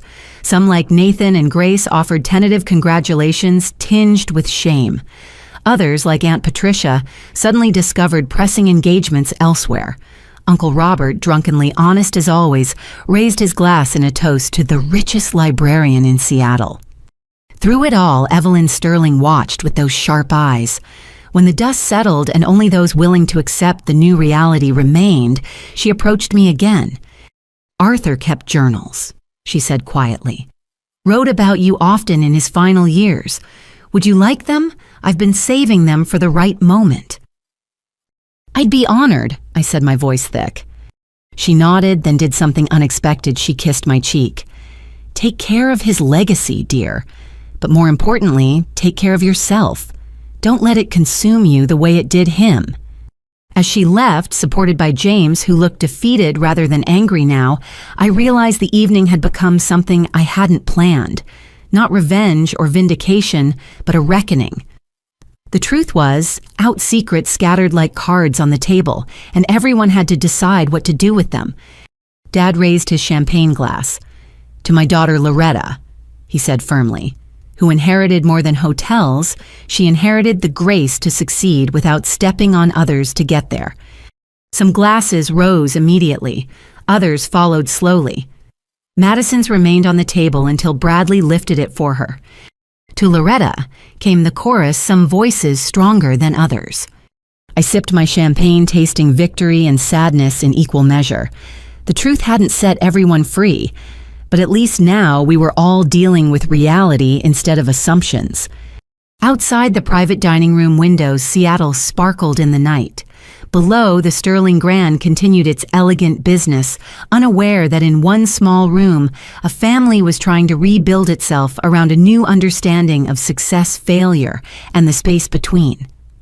As the champagne toast settled into uncomfortable silence, James Sterling reappeared in the doorway one final time.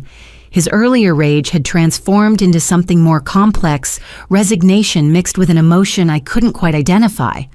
Behind him, Evelyn waited with that same knowing expression. "Before we go," James said stiffly, "I owe you something." The room tensed. Marcus stepped closer to me instinctively, but I held up a hand. James had never been physically violent, just verbally vicious, and something in his posture suggested defeat rather than attack. He pulled out his phone, scrolling through it before holding it out to me. 3 months ago, my CFO sent me this analysis. I never responded to it. I took the phone, scanning the document. It was a comprehensive review of Sterling Hotel's performance under my leadership versus the final years of Arthur's management. The numbers made my breath catch. Occupancy up 23%. Revenue per available room increased by 31%. Employee satisfaction scores at historic highs. New property acquisitions strategically positioned in emerging markets. My father was brilliant. James continued, his voice rough. But he was also tired. The last 5 years of his life, the hotels were coasting, maintaining, not growing. Under your leadership, he gestured at the phone. Every metric has improved. Every single one. Madison peered over my shoulder at the screen. "I don't understand these numbers." "They mean," Bradley said quietly, having moved to look as well, "that Loretta hasn't just maintained Arthur Sterling's legacy. She's exceeded it. These performance indicators are exceptional, especially in the current market." James took his phone back, pocketing it with shaking hands. "I spent 3 years trying to prove you were incompetent, that you'd destroy everything my father built. Instead, you've made it worth nearly double what it was when he died." "It was never about the money," I said. "I know that now," James admitted, "which is probably why you succeeded where I would have failed." He straightened his tie, a gesture so like his father it made my chest ache. "I'm not asking for forgiveness. I'm not that evolved. But I am acknowledging that my father chose well, even if I'll never understand why he didn't choose me." Evelyn touched his arm gently. "Because you would have sold it all within a year to fund your hedge fund ventures. We both know it's true." James didn't deny it. With a final nod to me, he let his mother out, this time for good. The door closed behind them with a soft click that felt like the end of a chapter. "Well," Dad said into the silence, "that was unexpected." He looked around the table. Should we order dinner? I'd like to hear more about how my daughter became a hotel mogul while I wasn't paying attention. Actually, I said, standing, let me show you something first. I moved to the wall panel that controlled the room's presentation system. Most guests didn't know it existed, but I'd had all the private dining rooms equipped with state-of-the-art technology for business meetings. A few taps brought up the display screen, and I pulled out my phone to cast the prepared presentation I'd never thought I'd share with my family. This is the Arthur Sterling Foundation. I began as images filled the screen. Started with $50 million in seed funding, now worth over $200 million thanks to strategic investments. Last year alone, we helped 312 small business owners recover from bankruptcy. The screen showed faces, men and women of all ages and backgrounds, standing in front of reopened shops, restaurants, service businesses. Their smiles were genuine, grateful, proud. This is Maria Gonzalez. I continued highlighting one image. Single mother of 3 lost her food truck business during COVID. We provided funding for a new truck and business mentorship. She now owns 3 trucks and employs 15 people. Grace leaned forward, genuinely interested. What's the success rate? How many businesses survive after your intervention? 73% are still operational after 3 years, I replied. Compare that to the standard 20% survival rate for businesses recovering from bankruptcy. What makes the difference? Nathan asked. Mentorship, I said simply. Money alone doesn't save a failing business. They need guidance connections, someone who believes in them when everyone else has written them off, the way Arthur believed in me. The next slide showed a familiar building. This is the Seattle Skills Center, opened last year. We train unemployed and underemployed individuals for careers in hospitality, housekeeping, maintenance, culinary arts, hotel management. Free training, paid internships, and guaranteed job interviews within the Sterling Hotels network. You created jobs programs, Mother asked, her voice small. I created opportunity programs, I corrected. The jobs were already there. I just made sure people who looked like I did 5 years ago, desperate, overlooked, written off, had a chance to fill them. Dad was smiling now, that proud father smile I'd seen when Nathan graduated medical school or when Madison got married. But this time, it was for me. The next image made Madison gasp. It was her husband Bradley's pharmaceutical company's headquarters. 6 months ago, I said carefully, Morrison Pharmaceuticals was facing a hostile takeover from Titan Corp. You were going to lose everything: Bradley's position, the employee pension fund, the research division developing the affordable insulin. Bradley's face had gone pale. That was you, the anonymous investor who blocked the takeover. I nodded. $40 million investment through a shell company, enough to give you controlling interest again. I couldn't let 800 people lose their jobs because Titan wanted to strip the company for parts. Madison stared at me, then at Bradley, then back at me. You saved Bradley's company. Why, I've been nothing but horrible to you. Because you're my sister, I said simply, and because those employees didn't deserve to suffer for corporate greed. The same reason I quietly paid off Nathan's medical school loans last year. Nathan's water glass hit the table with a thunk. That was you. The loan servicer said it was an administrative correction. I might have suggested they phrase it that way. I admitted. You were killing yourself working extra shifts to make payments. Patients need doctors who aren't exhausted from financial stress. Grace held up her phone, showing a banking app. The angel investment in my startup last year.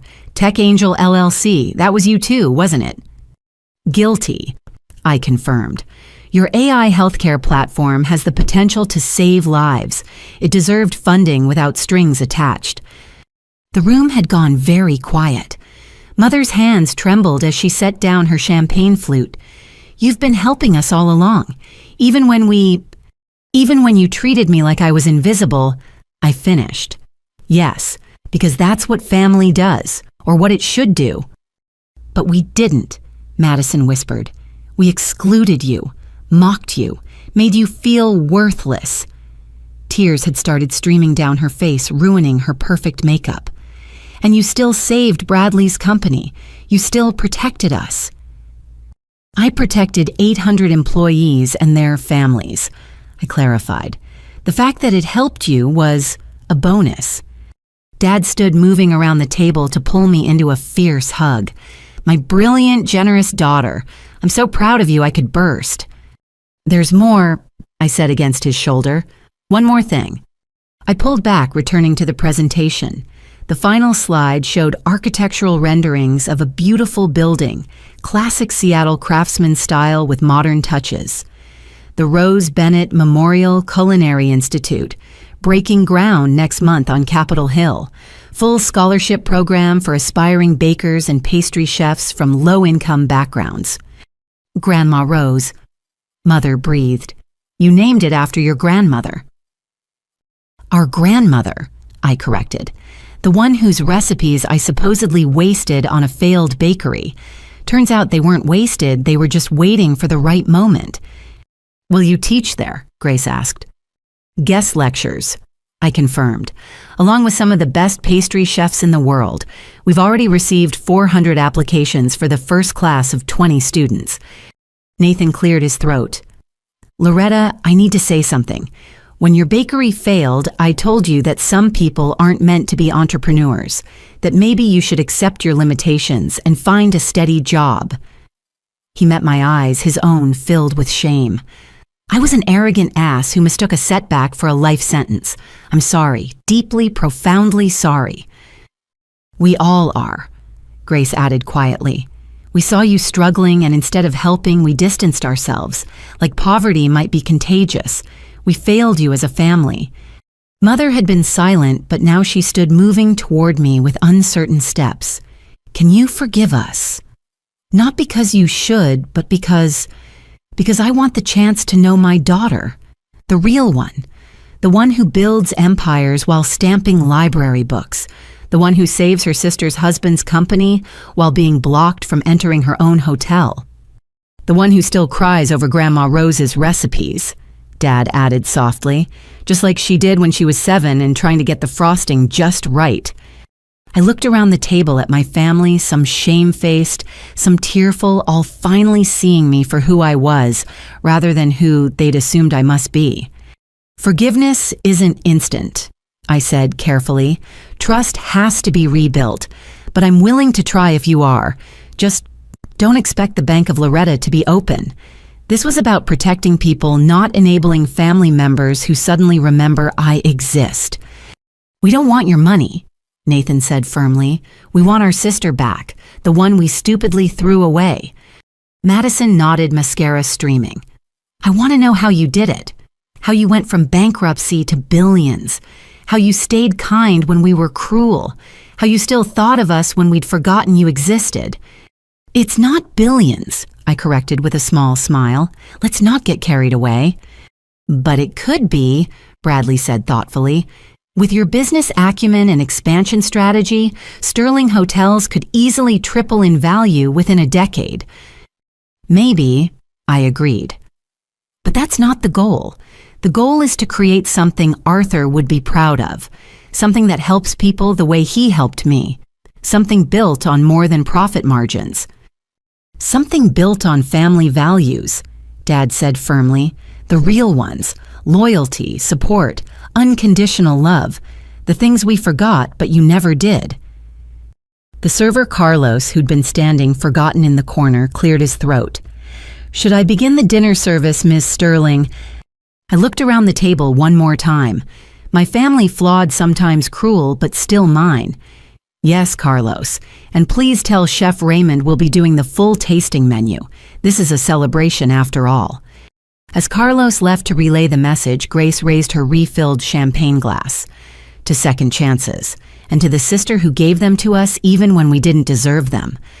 This time every glass rose, even Madison's. To Loretta they chorused. But I was already thinking ahead. The Arthur Sterling Foundation board meeting next week, the new hotel opening in Portland, the scholarship recipients to select, the library reading program I was sponsoring. The empire I'd inherited had become something larger, a vehicle for the kind of change Arthur had believed possible. Tell us everything, Mother said as the first course arrived. Start from the beginning. That night in the bathroom when you met Arthur. We want to hear it all." So I did. Over perfectly seared scallops and expertly paired wines, I told them about the old man in silk pajamas who'd changed my life with tea and wisdom, about the lessons learned between midnight and dawn, about the empire built on kindness rather than conquest. And for the first time in 5 years, it felt like I had a family again. Not perfect, not without scars, but willing to try. Arthur would have approved. Grandma Rose would have baked a cake. And Dad just held my hand and smiled, finally seeing all of his daughter instead of just the parts that fit his expectations. As the evening progressed and course after course of Chef Raymond's exquisite menu arrived, the atmosphere in the private dining room shifted from tense revelation to something more tentative, like a family learning to breathe again after holding their breath for years. Dad hadn't let go of my hand except when absolutely necessary for eating, and even then he kept glancing at me as if I might disappear. "Tell me about the library," he said suddenly between the fish course and the meat. "You kept working there through everything. Why?" I smiled, thinking of the quiet haven that had been my anchor through the storm of litigation and corporate responsibility. "Remember when you used to take me there as a kid, every Saturday morning? You'd check out the maximum number of books," he recalled, his eyes warming. 20 at a time. I'd carry half of them because you couldn't see over the stack. "Mrs. Chen still works there," I continued. "She's 78 now, still remembers every patron's name, still recommends the perfect book. When I applied for the job, she hired me on the spot. Said anyone who read that voraciously as a child understood the sacred duty of connecting people with stories." "But surely with the hotels," Mother began, then caught herself. "I'm sorry, I'm doing it again, aren't I? Measuring everything by money." "The library pays $28,000 a year," I said. "I donate my entire salary back to their programming fund, but I show up 3 days a week because Tommy Martinez is 8 years old and dyslexic, and he trusts me to find him books he can actually read, because Jennifer Huang is 92 and legally blind, and I'm the only one who knows she likes her audiobook mysteries without too much gore." Grace nodded slowly. "It keeps you grounded, connected to the community in a way the hotels can't. It reminds me that success isn't about what you own," I agreed. "It's about what you give. Arthur taught me that, but the library lets me live it." Dad squeezed my hand. "You know what this reminds me of when you were 10 and saved your allowance for 6 months to buy that fancy mixer for your grandmother? You could have bought toys, clothes, anything, but you wanted her to have an easier time with her arthritis." She cried, I remembered. Happy tears. She used that mixer until the day she died. "And then you inherited it," Dad continued. "Used it in your bakery. I saw it in the auction listing." His voice roughened. "I wanted to buy it back for you, but your mother thought it would enable my delusions," Mother finished quietly. "I told him you needed to accept your failure and move on. I was so wrong." Madison had been unusually quiet, but now she spoke up. "The auction. I went to it. Not to buy anything, just to, I don't know, gloat maybe I'm not proud of it. But I saw you there, Loretta, standing in the back watching strangers buy pieces of your dream. You looked so broken." "I was broken," I admitted. That was 3 days before I met Arthur. 3 days before everything changed. "But you didn't know that then," Nathan pointed out. "You thought it was the end. How did you keep going?" I thought about those dark days, the weight of failure crushing my chest, the shame of bankruptcy burning in my veins. Dad called me that night, after the auction. "Do you remember, Dad?" His eyes misted. "You sounded so lost. I was worried. I was afraid you might do something drastic. You told me about the time you got laid off from Boeing." I continued. "How you felt like a failure, unable to provide for your family, how you considered giving up. But then you remembered that we needed you, not your paycheck. We needed our father. You needed your daughter," Dad said softly. "Success or failure, rich or poor, I just needed my little girl to be okay. That call saved me, I told him. Reminded me that I was more than my mistakes. 3 days later, when I met Arthur crying on his bathroom floor, I remembered your words. That's why I could accept his help, because you'd already shown me that accepting help wasn't weakness. The meat course arrived perfectly prepared Wagyu beef that probably cost more than most people's car payments. The irony wasn't lost on me. 5 years ago, I'd been surviving on expired grocery store food. Now I owned the restaurant serving this meal. I have a confession, Dad said suddenly. I knew something was different about you. Not the hotels specifically, but something. You carried yourself differently, spoke with more confidence, and when you'd take me to lunch, you never flinched at prices anymore. Why didn't you say anything? I asked. Because you'd tell me when you were ready, he said simply, just like you didn't pressure me to retire when the doctor recommended it. We respect each other's journeys. The doctor recommended retirement. Nathan's head snapped up. When what's wrong? Dad waved him off. Minor heart issues, stress-related. Nothing that can't be managed with medication and lifestyle changes. When did this happen? Mother demanded. Why wasn't I told? Because you would have fussed and worried and made it about you, Dad said with uncharacteristic bluntness. Loretta found out because she actually visits. She's the one who found me the cardiac specialist. Best in the city somehow got me an appointment within a week. Dr. Morrison at Swedish Medical, I confirmed. We donate to their cardiac wing. They were happy to accommodate. Of course you do, Madison muttered, but there was something like wonder in her voice rather than resentment. Dad reached into his jacket, then pulling out a wrapped box I hadn't noticed him carrying. I have something for you, Loretta. I've been carrying it around for months, waiting for the right moment. I took the box, carefully unwrapping it. Inside, nestled in tissue paper, was my grandmother's recipe box, the one I thought had been sold at the bakery auction. The wooden surface was polished to a warm glow, the brass hinges gleaming. Dad, I breathed. I went to the auction, he admitted. Bought it back along with her mixer and a few other things. They're in my garage. I thought someday you might want to try again and you'd need them. I opened the box, finding all the familiar recipe cards in Grandma Rose's careful handwriting. Lemon cupcakes, apple turnovers, the famous Christmas cookies that took 3 days to make properly. And there in the back, a new card in Dad's handwriting. Read it, he urged. Through tears, I read aloud, Recipe for Success. One daughter who never gives up, generous helping of determination, a father's endless pride, mix with love, bake through adversity, serve with hope, yields one amazing woman who happens to own hotels but will always be my little baker girl. The table had gone blurry through my tears. I stood moving around to embrace Dad properly. Thank you for believing in me when I couldn't believe in myself. Always, he whispered into my hair. That's what fathers do. When I returned to my seat, Nathan cleared his throat. I have something to say. Loretta, when you needed us most, we failed you. When you succeeded despite us, you still protected us. You paid my loans, saved Madison's husband's company, invested in Grace's startup. You gave us grace we didn't earn. That ends now, Madison interjected firmly. Not the grace, we'll probably need more of that, but the taking without giving, the assuming without asking, the judging without understanding. Grace nodded. We want to earn our place in your life again, not as beneficiaries of your success, but as the siblings who should have been there from the beginning. Mother had been crying quietly, but now she spoke. I was so afraid of having a failure for a daughter that I failed as a mother.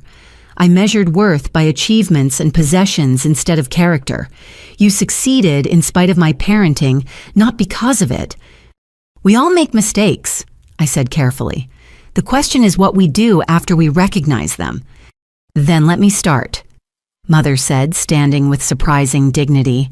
Loretta Ann Bennett Sterling, I am profoundly sorry for the neglect, the dismissal, the cruel assumptions, for teaching your siblings to value the wrong things, for being the kind of mother who made you feel you had to hide your success rather than share it.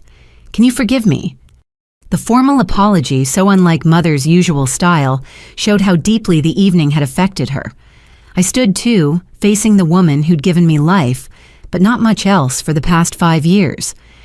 "I forgive you," I said slowly, "but forgiveness doesn't erase the past. It just gives us a chance to write a different future."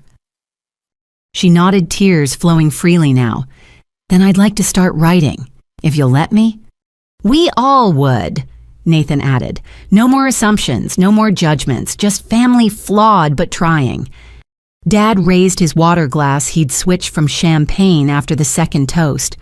"To new beginnings, and to the daughter who taught us that success without family is just expensive loneliness, but family without respect is just shared disappointment." To balance, I offered raising my own glass, between success and humility, ambition and compassion, honesty and kindness. "To Grandma Rose," Madison added unexpectedly, who would have kicked all our asses for how we treated her granddaughter. That broke the remaining tension. We laughed, remembering the formidable woman who'd raised Mother with an iron fist in a velvet glove. She would indeed have had words, probably while wielding a rolling pin, for how the family had fractured. As dessert arrived, Chef Raymond's spectacular take on Grandma Rose's lemon cupcakes, which he'd perfected after I'd shared the recipe, Dad pulled out his phone. "Before we go any further, I'm calling the others. Your cousins, aunts, uncles. Everyone needs to hear this from us, not through gossip." "Dad, no," I protested. "This is your birthday dinner. And the best gift I could receive is my family being whole again," he said firmly. "Besides, most of them are probably still at the bar downstairs. Patricia never could resist an open tab." True to his prediction, within minutes, various family members began trickling in. Aunt Patricia looked wary. Uncle Robert had sobered up somewhat, and my various cousins appeared curious about the summons. Dad stood at the head of the table, every inch the patriarch. "I have an announcement. My daughter Loretta owns this hotel. The entire Sterling Hotel chain, in fact. She's been successful beyond our wildest dreams, while we've been treating her like a failure. That stops now." The reactions were predictable: shock calculation, sudden warmth where there had been dismissal. But Dad wasn't finished. "Anyone who suddenly wants to be close to Loretta because of her money can leave now," he continued. "She's already saved several of your businesses without asking for thanks. She's shown more grace than this family deserved. If you can't see her value beyond her bank account, you're not welcome here." Cousin Bethany, who'd mocked me outside, was the first to speak. I owe you an apology, Loretta. Not because of the hotels, but because I was cruel. We were friends as kids, and I let social climbing turn me into someone Grandma Rose would be ashamed of. One by one, they had to confront their behavior. Some apologized sincerely. Others remained silent, unable to bridge the gap between their assumptions and reality. But the truth was out, spreading through the family like wildfire. "One more thing," I said when the confessions and apologies wound down. "The Sterling name. I took it partly for legal reasons, but also to honor Arthur. I'm not giving it up, but I'm not abandoning Bennett either. In all family matters, I'm Loretta Bennett. In business, I'm Loretta Sterling. Both parts of me, both families that shaped who I became." Dad smiled. "My daughter, the diplomat. Grandma Rose would be proud." As the evening wound down with family members slowly departing with much to think about, Dad pulled me aside. "The box," he said quietly. "There's something else in there, under the recipes." I looked again, finding an envelope beneath the recipe cards. Inside was a check not large by my current standards, but I recognized the amount. It was every penny of the loan I'd tried to get from the family for the bakery, the loan they'd all refused. "I've been saving," Dad explained, "since the day you had to close, putting aside what I could have given you then. I know it's too late and you don't need it now, but—" "It's perfect," I interrupted, hugging him fiercely. "I'll use it for the first scholarship at the Culinary Institute, the Thomas Bennett Memorial Scholarship. How's that sound?" "I'm not dead yet," he protested, but his eyes were bright with pleasure. "No," I agreed. "You're very much alive, and finally so am I, the real me, not the version anyone else expected.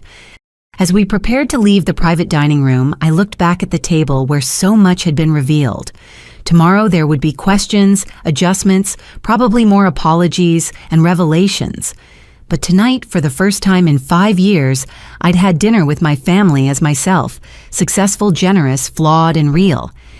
"Hey," Madison said, catching my arm as we walked out. "That bakery, the one that failed. What was your biggest seller?"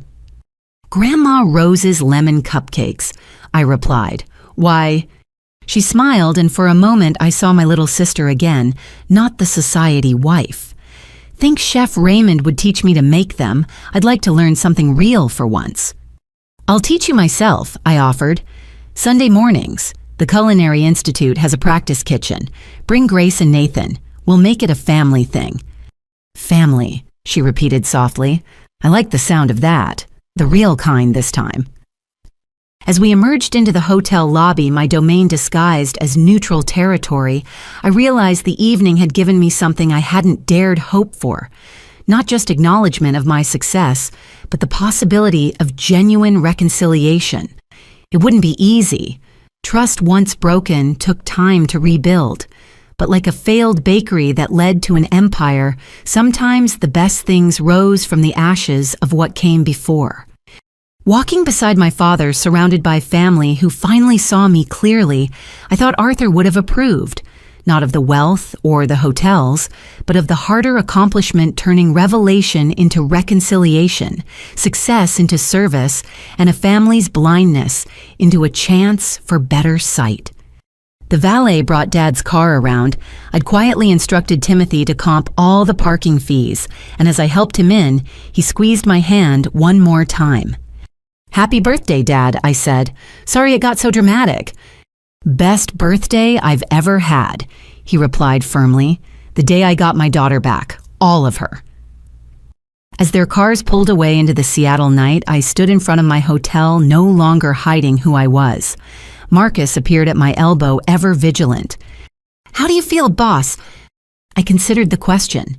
Like I finally put down a weight I didn't realize I was carrying. Also exhausted. Family revelations are harder than board meetings. But worth it. I thought of Dad's face when he gave me the recipe box of Madison asking to learn baking, of Grace's genuine interest in the foundation of Nathan's heartfelt apology. "Yeah," I said softly, "worth it." Tomorrow would bring new challenges running an empire while rebuilding family relationships, balancing public success with private healing. But tonight, I was just Loretta Bennett Sterling daughter and sister baker and businesswoman failure and success story all rolled into one. And for the first time in 5 years, that felt like exactly who I was supposed to be. The next morning arrived with Seattle's typical January drizzle, but my phone had been buzzing since 5 a.m.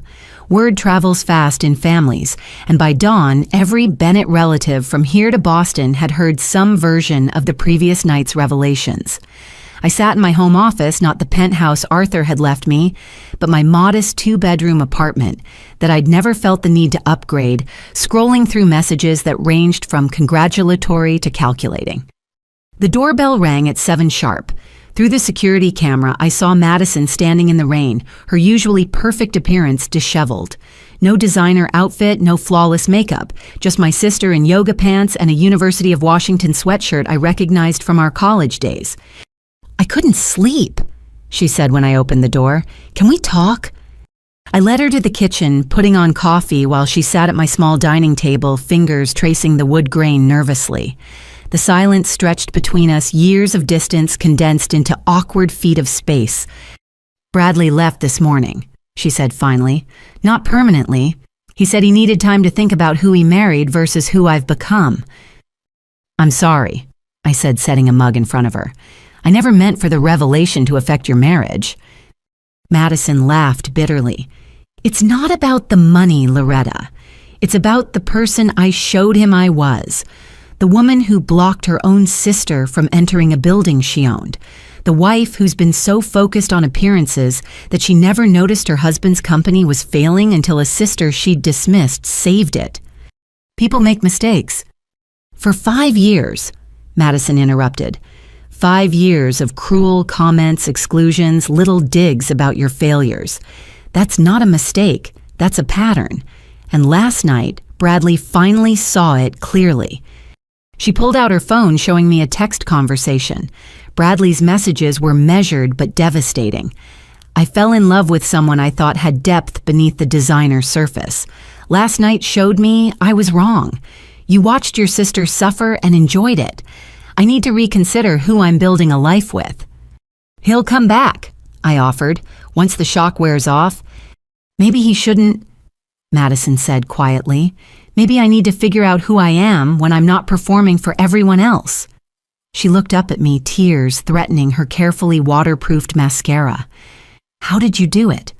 How did you become someone Arthur Sterling wanted to leave everything to someone who saves companies and builds foundations while I was buying handbags that cost more than most people's rent? I failed, I said simply. Completely, publicly, humiliatingly. When you have nothing left to lose, you finally see what actually matters. Then I guess I'm failing now, she whispered. My marriage, my sense of self, my understanding of family, it's all crumbling. Or transforming, I suggested. Destruction and construction can look the same in the middle stages. Before Madison could respond, my phone rang. Grace's name appeared on the screen and I put her on speaker with Madison's permission. Nathan's at Mom's, Grace said without preamble. He's been there since 6 a.m. going through photo albums. Mom called me crying. Apparently, he's been listing every time they failed you starting from your college graduation. Madison and I exchanged glances. Nathan, the golden child, the successful surgeon, having his own reckoning. Should we go over there? I asked. I'm heading there now, Grace said. Fair warning, Aunt Patricia is there too. She's alternating between trying to get Mom to demand money from you and insisting this is all some elaborate tax scheme. Of course she is, Madison muttered. God forbid someone succeed without an ulterior motive. We agreed to meet at our childhood home, the sprawling Bellevue house, where our family's dynamics had been established and apparently were now being demolished. Madison rode with me the first time we'd been alone in a car together since her wedding day. Remember when we used to drive to school together? She asked softly. Before I got too cool to be seen with my older sister. You were never too cool, I corrected. You were just trying to find your place. We all were. Your place turned out to be at the top of a hotel empire, she said. Mine turned out to be, what trophy wife to a pharmaceutical executive, the mean girl who never grew out of it. That's not all you are, I said firmly. Remember the Madison who organized fundraisers for the Children's Hospital, who spent summers teaching swim lessons to underprivileged kids? She's still in there. Is she? Madison stared out the window at the passing Seattle suburbs. Or did I bury her under Louis Vuitton and social climbing? We pulled into the driveway of our childhood home, the circular drive now hosting several cars. Through the large front windows, I could see figures moving, family gathering for another confrontation or reconciliation. I wasn't sure which. Inside, we found Nathan sitting on the living room floor, surrounded by photo albums. Mother sat on the couch, tissues clutched in her hand, while Aunt Patricia paced behind her, like a designer-clad vulture. Grace stood by the fireplace, arms crossed, watching it all with her analyst's eye. There she is, Aunt Patricia announced as we entered. The secret millionaire. I hope you're prepared to make this right, Loretta. The family has supported you. No, Nathan said firmly, not looking up from a photo. No, we didn't. That's the whole point. He held up the picture, my college graduation, all of us smiling. Look at this. Loretta graduated summa cum laude with a business degree. Do any of you remember what we talked about at her celebration dinner? Silence greeted the question. Madison's upcoming wedding, he continued. My medical school applications, Grace's internship. Loretta sat there for 2 hours at her own graduation dinner while we planned everyone else's future. He looked at me, then eyes red-rimmed. I don't even remember if we said congratulations. You did, I said quietly, right before dessert. You said, "Good job, sis," and then asked if I could help you move the following weekend. "And you did," he said. "You always did. Helped me move, helped Madison plan her wedding, helped Grace with her coding projects. When did we stop seeing you as a person and start seeing you as—" What the family helper? The one who wasn't quite successful enough to matter? "When the bakery failed," Mother said softly, "that's when everything changed. I was so ashamed. My friends kept asking about it and I didn't know what to say. It was easier to distance ourselves than admit my daughter had failed." "Your daughter didn't fail," Grace interjected. "She learned. The difference between failure and education is what you do next. Loretta took her education and built an empire. We took our arrogance and built walls." Aunt Patricia scoffed. "This is all very touching, but the fact remains that Loretta has been hiding massive wealth while the family struggled." "Which family struggled?" I asked, cutting her off. "Nathan makes $400,000 a year. Madison married into pharmaceutical money. Grace's startup is valued at $10 million. Mother lives in a $5 million house. Which part of the family was struggling exactly?" "The perception," Patricia said, as if that explained everything. "Do you know how it looked when Patricia Weatherby asked about you at the club? When I had to admit my niece worked at a library?" "Oh, the horror," Madison said dryly. "A gainfully employed relative with a master's degree. How did you survive the shame?" Patricia turned on her, but Mother stood up, something steely entering her voice. "Enough, Patricia. You came here to gossip and scheme, not to help. Leave now." "Evelyn, you can't be serious." "Leave," Mother repeated. "My children are trying to heal something I helped break. Your greed has no place here." Patricia left in a huff, muttering about ungrateful relatives and missed opportunities. The room felt lighter without her presence, but the hard work remained. Nathan held up another photo my bakery's opening day. I stood in front of Grandma Rose's bakery, beaming with pride and possibility. 6 months later, you were bankrupt. 6 months after that, you were working 3 jobs. And what did I do? I told people my sister was finding herself, like failure was a gap year. "We all did that," Grace admitted. "Minimized it, made excuses, acted like your struggle was a choice rather than survival." Madison picked up one of the albums, flipping through pages. "Here," she said, stopping at a family Christmas photo from 3 years ago. "Everyone's there except Loretta. I remember Mom said you were working, but that wasn't true, was it?" "I wasn't invited," I confirmed. The text said, "Small family gathering this year," and suggested we could catch up after the holidays. While I posted on Instagram about how blessed I was to have family, Madison said, disgust coloring her voice. "God, I really am horrible." "You're human," I corrected. "Flawed sometimes, cruel, but human. The question is what you do now." "I want to be better," Nathan said firmly. "Not because you're successful, but because you're my sister, and I've been a terrible brother. I want to know you again, the real you, not the version I created to make myself feel superior." "Same," Grace added. "I've spent so much time analyzing everyone else's behavior that I never examine my own. Classic deflection, really." Mother had been quiet, but now she moved to sit beside Nathan on the floor, something she never would have done in her designer dress before last night. "I need to tell you all something about why I reacted so badly to Loretta's failure." We waited the room, holding its breath. "When I was 23, before I met your father, I started a business too, a boutique clothing store. I was so certain it would succeed, so proud of my independence." She paused, lost in memory. "It failed within 8 months. My parents, your grandparents, were furious. The shame was overwhelming. They made me promise never to take such risks again, to marry well and be satisfied with security." "You never told us," Grace said softly. "Because I buried that girl," Mother continued. "Buried her under social expectations and safe choices. And when Loretta's bakery failed, all I could see was myself at 23, humiliated, judged, reduced to nothing but my failure. I couldn't bear to watch it, so I pushed her away instead of helping her through it. You projected your trauma onto me. I said, understanding flooding through me. And taught my other children to do the same, Mother added. To value safety over dreams, success over struggle, appearance over authenticity. I created the very dynamics that fractured us. So how do we fix it? Madison asked. How do we become a real family again? By doing the work, I said.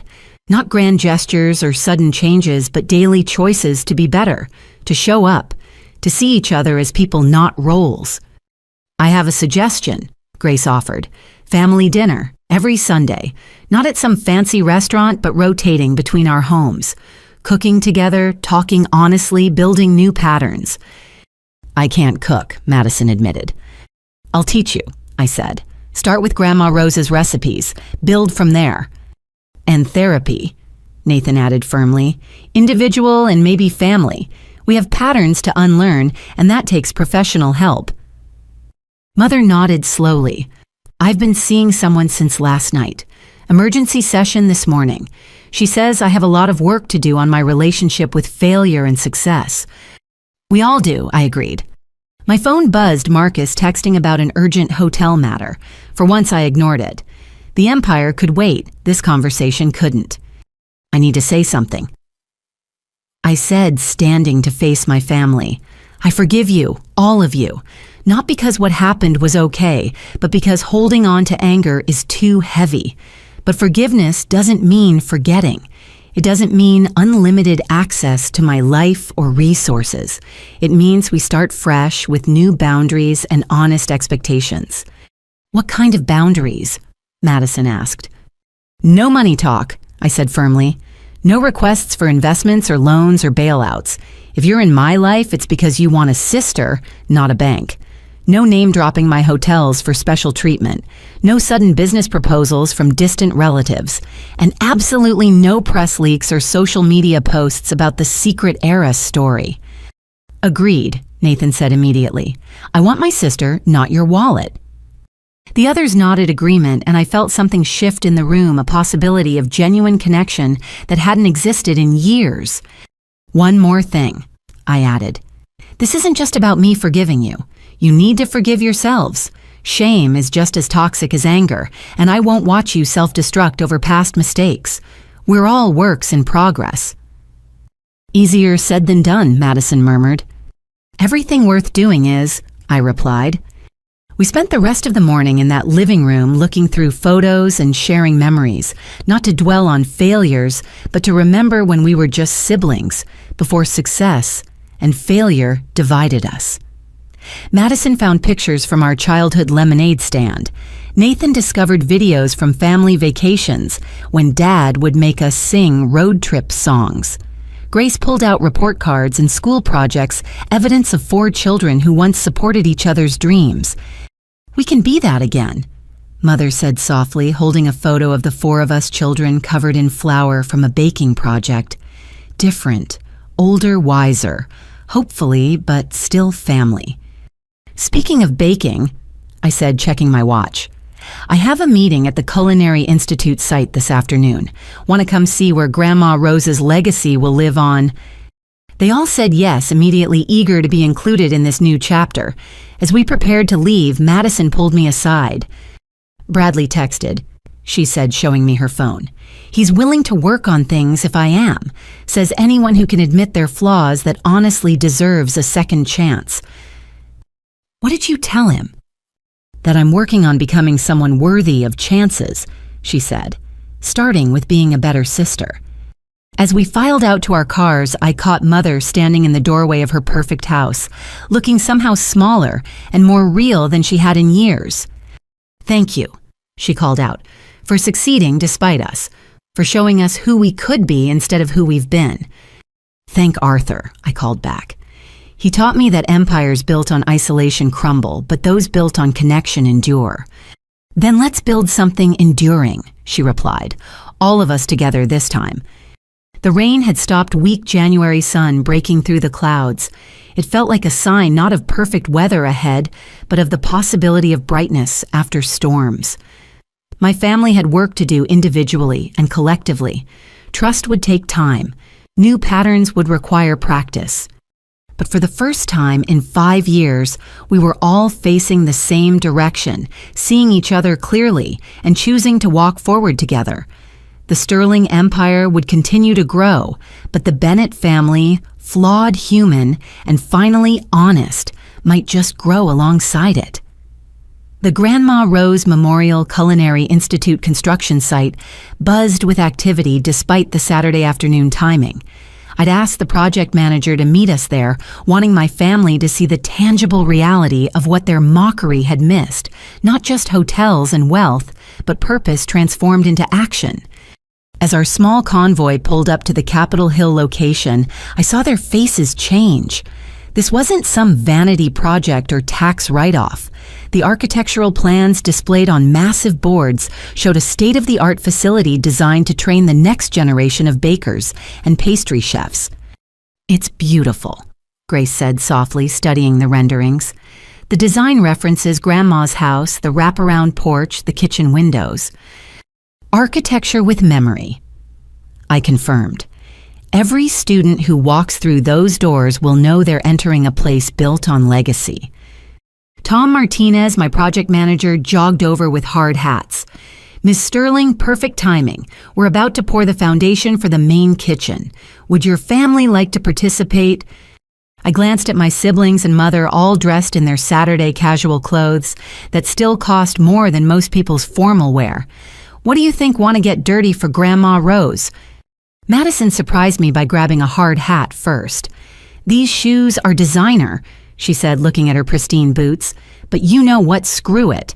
Let's do this." 20 minutes later, we stood at the edge of the foundation pit, each holding a small ceremonial shovel of concrete. Mother had tears streaming down her face as she remembered her own mother, the woman whose recipes had started everything. She used to say that good food was love made tangible, Mother said, that feeding people was the highest form of care. I forgot that when I started measuring worth by profit margins instead of purpose. Now her recipes will teach others that same love, Nathan added, full circle. We poured our concrete together, 5 shovels of possibility mixed into the foundation. The construction crew applauded and Tom snapped photos, understanding this was about more than publicity. "Want to see something else?" I asked, leading them to a temporary trailer set up as an office. Inside, the walls were covered with applications, hundreds of them, each representing someone's dream of becoming a professional baker. Madison picked up one at random, reading aloud. Maria Gonzalez, 22, first-generation American. "My mother cleans offices at night so I can attend community college during the day. Baking is how we bond, sharing recipes from her childhood in Mexico with American techniques I've learned. This scholarship would mean I could pursue my passion without adding to her burden." "They're all like that," I said. "Dreams deferred by circumstance, not lack of talent or drive." "How do you choose?" Grace asked, overwhelmed by the sheer volume of hope papering the walls. "Carefully," I admitted. "Committee reviews, skills tests, essays, interviews. But ultimately, we look for what Arthur saw in me, someone who views failure as education and success as responsibility." Nathan had been quiet, studying the applications, but now he spoke. "I want to sponsor a scholarship. Full ride all 4 years. Call it the Second Chances Scholarship for students who failed before but refused to give up." "Nathan, I started remembering my boundary about money. Not because you're rich," he interrupted. "Because I'm rich and have been hoarding it like it makes me better than everyone else. Time to put my money where my newfound conscience is." "I want to teach," Madison said suddenly. "Not baking, I need to learn that first, but business skills. How to run a bakery, manage finances, avoid the pitfalls that caught you. I have an MBA I've never used for anything but planning charity galas." Grace nodded. "I can teach technology integration, modern point-of-sale systems, online ordering, social media marketing, things that might have helped your bakery survive if you'd had support. And I'll handle the parent organization," Mother added. "These students will have families who might not understand their dreams. Someone needs to help bridge that gap." I stared at my family, seeing them clearly for perhaps the first time.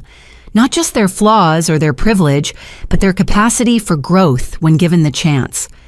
This isn't what I expected when I brought you here, I admitted. Maybe that's the point, Madison said.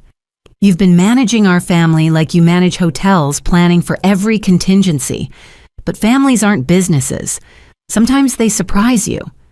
My phone buzzed insistently the urgent hotel matter Marcus had mentioned. This time, I looked at it. The mayor had arrived early for our meeting, and there was an issue with protesters at one of our properties being converted to transitional housing. I need to handle something, I said reluctantly. But dinner tomorrow. Our first Sunday family meal. My place, Nathan offered. Emma's still at her medical conference, so no pressure. We'll order pizza and figure out how to be siblings again. I'll bring wine, Grace added. The cheap stuff so we remember we're family, not business associates. As we prepared to leave, Mother caught my arm. The protesters, is it about the transitional housing? I nodded. Some neighbors don't want formerly homeless families in their area. Property values, they claim. Take Madison, Mother suggested. She knows those people speaks their language. Maybe she can help. Madison looked surprised but nodded. I've got nothing else planned except wallowing in my moral failures. Wallowing can wait, I decided. Want to see how hotels can change lives beyond luxury. An hour later, Madison and I stood outside the Sterling Commons, our older property being renovated into supportive housing. About 30 protesters held signs, "Protect our neighborhood" and "No homeless here," and the particularly charming "Keep Seattle Safe." I know her, Madison said, pointing to a woman with perfectly styled hair despite the drizzle. Caroline Ashford. We were in junior league together. Want me to talk to her? What would you say? Madison straightened her shoulders. The truth. That my sister is trying to help families get back on their feet, and NIMBYism disguised as concern is just fear with better vocabulary. I watched my sister march over to the protesters' designer boots splashing through puddles. Caroline's face went through several expressions as Madison spoke surprise, indignation, uncertainty. Other protesters gathered around, and I could see Madison gesturing her sorority girl charm deployed for good instead of gossip. Marcus appeared at my elbow. Your sister's got guts. She's finding them, I corrected. We all are. The mayor arrived then, her security detail eyeing the protesters warily. Miss Sterling, I see we have a welcoming committee. Democracy in action, I said diplomatically. Shall we go inside? I want to show you the family suites. But Madison was returning Caroline Ashford in tow. The woman looked uncomfortable, but curious. Caroline has concerns about safety, Madison said smoothly. I thought you could address them directly, Loretta. I spent the next 20 minutes explaining our screening process, support services, and security measures. Caroline asked pointed questions, but they came from fear rather than malice. By the end, she was nodding slowly. My church runs a food bank, she said finally. Some of these families probably use it. I suppose it's hypocritical to feed them but not want them housed nearby. Fear of change is natural, I said. But these aren't statistics or problems, they're families who need stability to rebuild. Your neighbors, just with different stories. Caroline returned to the protesters, and whatever she said caused a heated discussion. Eventually, about half of them left signs tucked under their arms. The others remained but seemed less certain. You diffused that well, the mayor observed. My sister diffused it, I corrected. I just told the truth. Madison beamed, and I realized this was probably the first time in years she'd used her social capital for something meaningful. The tour went well, the mayor impressed by our comprehensive approach, not just housing, but counseling, job training, childcare, and community building. As she left promising municipal support, Madison and I stood in what would become the community kitchen. This is what you've been building, she said softly. Not just hotels, but hope. Hotels are the engine, I explained, but this is the purpose. Arthur taught me that wealth without service is just expensive emptiness. Like my life has been, Madison said, but without the self-pity from this morning. Expensive emptiness designer edition. But that's changing, I pointed out. You just face down your junior league friends for strangers you've never met. That's not nothing. It's a start, she agreed. Bradley texted again. He's proud of me. Says maybe there's hope for us after all. There's always hope, I said, thinking of Arthur, of second chances of families finding their way back to each other. As we drove back toward the city center, Madison asked, "The penthouse Arthur left you, do you ever use it?" "For business meetings sometimes," I admitted, "but I can't live there. Too many memories, too much space for one person." "Maybe that's changing too," she suggested. "Maybe you don't have to be one person anymore." That evening, as I finally made it to my postponed meeting with hotel management, I found my mind wandering to tomorrow's family dinner. 5 years of distance couldn't be bridged in one day, but we'd started building. Like the foundation poured for Grandma Rose's Institute, like the families who'd find stability in transitional housing, like the empire Arthur had entrusted to a broken girl, crying on his bathroom floor. Everything meaningful started with someone taking the first difficult step. My phone lit up with a group text. Grace had started family dinner planning, Bennett siblings, plus Mom 2.0. Nathan, Loretta likes mushroom pizza. Madison's vegetarian when convenient. Grace is lactose intolerant. Mom pretends carbs don't exist. This is going to be interesting. Madison, I'm bringing salad and humility, lots of humility. Grace, does humble pie count as dessert? Mother, I'll bring my mother's dinner rolls. First time I've made them in 20 years. Wish me luck. Me, we make our own luck. See you tomorrow. As their responses flooded in hearts and smiley faces and promises to try, I felt something I hadn't experienced in years. Not just success or satisfaction, but belonging. The empire would continue to grow. The foundation would help more people. The hotels would generate wealth and purpose in equal measure. But tomorrow, I'd just be Loretta Bennett Sterling eating pizza with her flawed, growing, beautifully human family, and that felt like the greatest success of all. Sunday morning arrived with unusual sunshine for January in Seattle, as if the weather itself had decided to bless our attempt at family reconciliation. I stood in my kitchen making Grandma Rose's coffee cake, the one she'd always prepared for special occasions, when my phone rang. The caller ID showed a number I'd deleted, but still recognized Patricia Sterling. "Ms. Sterling," she said when I answered, her voice carefully modulated. "I apologize for calling your private number. I wondered if we might meet, privately. There's something I need to give you." My instinct was to refuse. The Sterling siblings had caused enough pain, but something in her voice, a vulnerability I'd never heard before, made me pause. "1 hour, I said. "The coffee shop on Pine Street, public location." "Thank you," she said softly and hung up.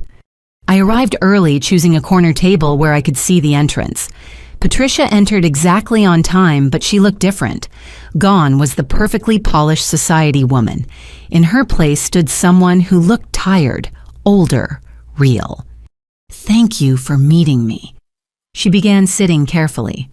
"I know I have no right to your time." "What do you need, Patricia?" She reached into her purse, pulling out a worn leather journal. This was my father's. Not the business journals Mother mentioned. This was personal, his private thoughts from the last year of his life. She slid it across the table. "He wrote about you. A lot." My hands trembled as I opened the journal, recognizing Arthur's precise handwriting. I flipped to a random page and read, "Loretta asked today why I chose her.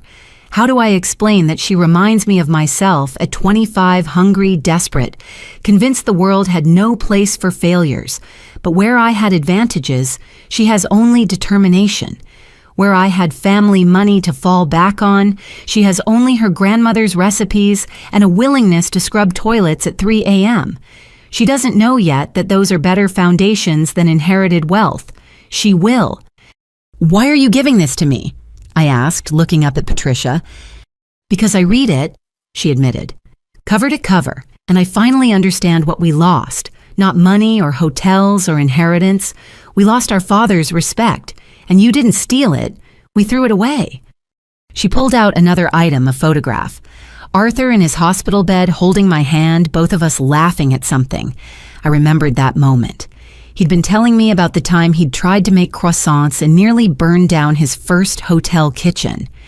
The nursing staff took this, Patricia continued. They gave it to me after he died, thinking it would comfort me to see him happy. Instead, it enraged me. This stranger making my father laugh when I hadn't seen him smile in years. You could have, I said quietly. He never stopped hoping you'd visit without an agenda. I know that now. She stood leaving both items with me. I won't contest anything anymore. James is moving to London starting fresh. I'm selling the house, downsizing. Maybe learning who I am without the sterling name to trade on. It's a good name, I said. Your father made it mean something. You could too if you wanted. She smiled sadly. Maybe someday. For now I need to figure out who Patricia is when she's not defined by what she thinks she deserves. After she left, I sat reading Arthur's journal, finding entry after entry about our late-night conversations, his growing confidence in my abilities, his hope that I'd find family again someday. One passage stood out. She forgave them today, the family that abandoned her. Didn't even realize she'd done it. Mentioned her sister's wedding, said she was happy Madison found love, even if she couldn't attend. That capacity for grace despite pain, that's what will make her great. Not the business acumen I'm teaching her, but the heart that stays soft despite every reason to harden. I closed the journal, tucking it carefully into my bag. One confrontation down, but I sensed the day held more. Sure enough, my phone buzzed. Nathan, can you come by earlier? Something I need to say before everyone else arrives. I found Nathan in his backyard staring at the elaborate playhouse he'd built for future children who hadn't arrived yet. Emma's absence was palpable, their perfect home feeling hollow without her warmth. She's not at a medical conference, he said without preamble. Emma left, trial separation, says I've become someone she doesn't recognize. Nathan, I'm sorry. Don't be sorry, be honest. He turned to face me and I saw tears he wasn't bothering to hide. Am I a good person, Loretta? Not a good surgeon or successful man. A good person... You're asking the wrong question, I said carefully. Good isn't fixed. It's a choice you make every day. Then I've been choosing wrong, he said flatly. Emma showed me the text messages. 5 years of family group chats where we discussed you like a problem to be managed. Jokes about your little library job and bets on when you'd ask for money. She said she was ashamed to be married to someone so cruel to his own sister. People can change, I offered. Can they? He sat on the playhouse steps looking lost. I've built my entire identity on being better than others, smarter, richer, more successful. Without that, who am I? You're my brother, I said, sitting beside him. The kid who taught me to ride a bike, who defended me from bullies in 3rd grade, who stayed up all night helping me study for the SATs. That Nathan is still in there. Is he... Nathan pulled out his phone, scrolling to old photos. Look at us. Before I became Dr. Bennett and you became the family failure, we were just siblings who loved each other. We can be again, I said. But it takes work.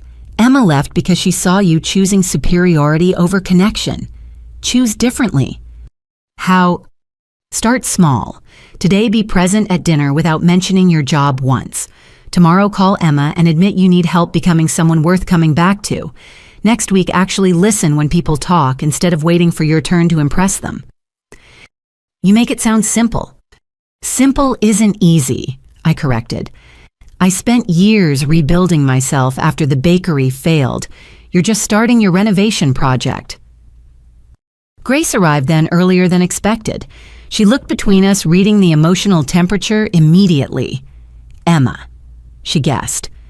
Nathan nodded. Apparently, successful assholes still end up alone. Only if they stay assholes, Grace said pragmatically. The successful part is negotiable. She sat on his other side. Want to know why my last relationship ended? We waited. Because I analyzed everything instead of feeling anything, she admitted. Turned every conversation into data points. optimized our date nights for efficiency, created spreadsheets for household tasks. He said loving me was like being debugged constantly. Ouch, Nathan muttered. Yeah, Grace agreed. Turns out people aren't code to be perfected, including ourselves. Madison's arrival completed our sibling circle. She carried bags of groceries despite our pizza plans, nervous energy radiating from her. Bradley's coming, she announced, to dinner. He says he wants to meet the real Bennett family, not the performance we've been doing. Brave man, I commented. Brave or stupid, Madison agreed. But he's trying. We talked all night. Really talked, not the surface stuff we've been doing for years. Turns out I married a man I never bothered to actually know because I was too busy showing him off. And Grace prompted. And he's kind of amazing, Madison said softly. Volunteers at a clinic in low-income neighborhoods. Reads poetry, cried during Coco. I've been married to this wonderful human while performing trophy wife so hard I never noticed. Mother arrived last carrying a covered basket that smelled like heaven. I burned the first 2 batches, she confessed. Forgot how temperamental her recipe was. But the 3rd time, she unveiled perfect golden dinner rolls, Grandma Rose's signature creation. You did it, I breathed genuine pride in my voice. Small victories, Mother said, but she was smiling. Now, shall we attempt this family dinner without anyone drawing blood? What followed was the most awkward, honest, painful, and ultimately healing dinner we'd had in years. Nathan confessed his fears about Emma never coming back. Madison admitted she'd been texting our cousins all week, trying to control the narrative about my revelation. Grace shared her struggle with human connection beyond data analysis. Mother revealed she'd been seeing a therapist twice a week, unpacking decades of inherited shame about failure. My turn, I said finally. I've been so focused on proving I didn't need you that I forgot to consider whether I wanted you. The answer is yes. I want my family. Not perfect, not performing, just present. Even after everything, Madison asked. Especially after everything, I confirmed. Perfect families are boring. Give me messy truth over polished lies any day. Bradley, when he arrived, proved to be exactly what we needed, an outsider who'd chosen to see Madison's potential for growth rather than her history of mean girl behavior. He asked genuine questions about the hotels, the foundation, our grandmother. More importantly, he called Madison out when she slipped into performance mode. That's your society voice, he said gently after she'd given a practiced answer about supporting my success. I asked how you really feel about your sister's achievements. Madison paused, then answered honestly, jealous, proud, ashamed, inspired, terrified I'll never do anything that matters, all at once. That's better, Bradley approved. Real is always better. As the evening progressed, we found ourselves actually laughing. Nathan told stories from his residency that showed his humanity rather than his brilliance. Grace shared coding disasters that reminded us she could fail too. Madison admitted she'd been secretly reading self-help books trying to figure out who she was beyond labels. Family therapy, Mother announced suddenly. I found someone who specializes in family dynamics around success and failure. Will you all come? The agreement was unanimous. We needed professional help navigating years of dysfunction, and we were finally ready to admit it. But not at the hotels, Nathan added quickly. Neutral ground, no reminders of wealth or success, just us figuring out how to be us. My therapist has a colleague, I offered, Dr. Sarah Kim. She's brilliant with family systems, and she has no idea who any of us are professionally, which might help. Kim. Mother said, then caught herself. I was about to do it again. Judge based on a name. God, I have so much work to do. We all do, I assured her. That's the point. We're all under construction. As the evening wound down, something felt different. Not fixed, we were far from that, but possible. Like a foundation had been poured, and now we could start building something real on top of it. Same time next week, Grace asked. My place. I'll attempt cooking. Fair warning, I might accidentally optimize the recipes. Madison's teaching me to make cupcakes on Wednesday, I reminded them. Anyone else want to join? Nathan raised his hand. I need to remember there's joy in creating something without needing to be the best at it. Thursday coffee, Mother asked me. Just us. I have 50 years of questions about my daughter I never bothered to ask. As they prepared to leave, each carrying leftovers and tentative hope, Madison pulled me aside one more time. The Sterling name, she said. I judged you for taking it, but now I understand. It's not about choosing Arthur over us. It's about honoring everyone who helped you become who you are.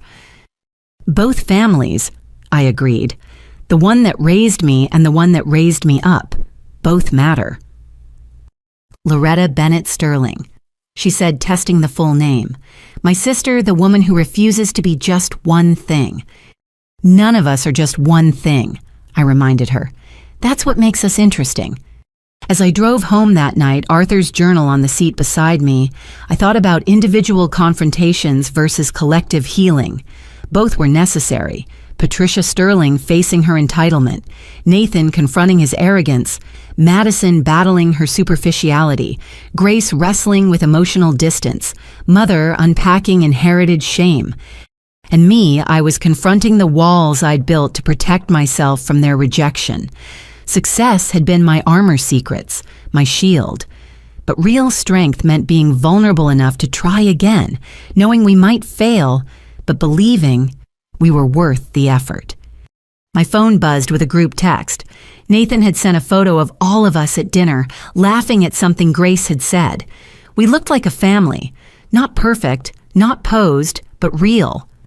Week 1 of the rest of our lives, he'd written. Thanks for not giving up on us. I saved the photo, adding it to my favorites alongside the one of Arthur and me in the hospital. 2 families, both complicated, both essential to who I'd become. Tomorrow would bring new challenges. The hotels needed attention, the foundation had events, the institute construction continued. But tonight, I'd had dinner with my family. My real family, not the performed version we'd been for too long. And that felt like the kind of success Arthur would have valued most. Monday morning brought rain, and lawyers Seattle's most predictable combination. I sat in the conference room of Sterling Hotel's corporate offices, but this wasn't about business. Across from me, my family's legal representatives waited nervously. I'd requested this meeting after our dinner, realizing that genuine reconciliation required clear boundaries. Thank you for coming, I began. I've asked you here because moving forward requires structure, not to punish or control, but to ensure everyone understands the parameters of our new relationship. Mother's lawyer, an old family friend named Richard Barnes, shifted uncomfortably.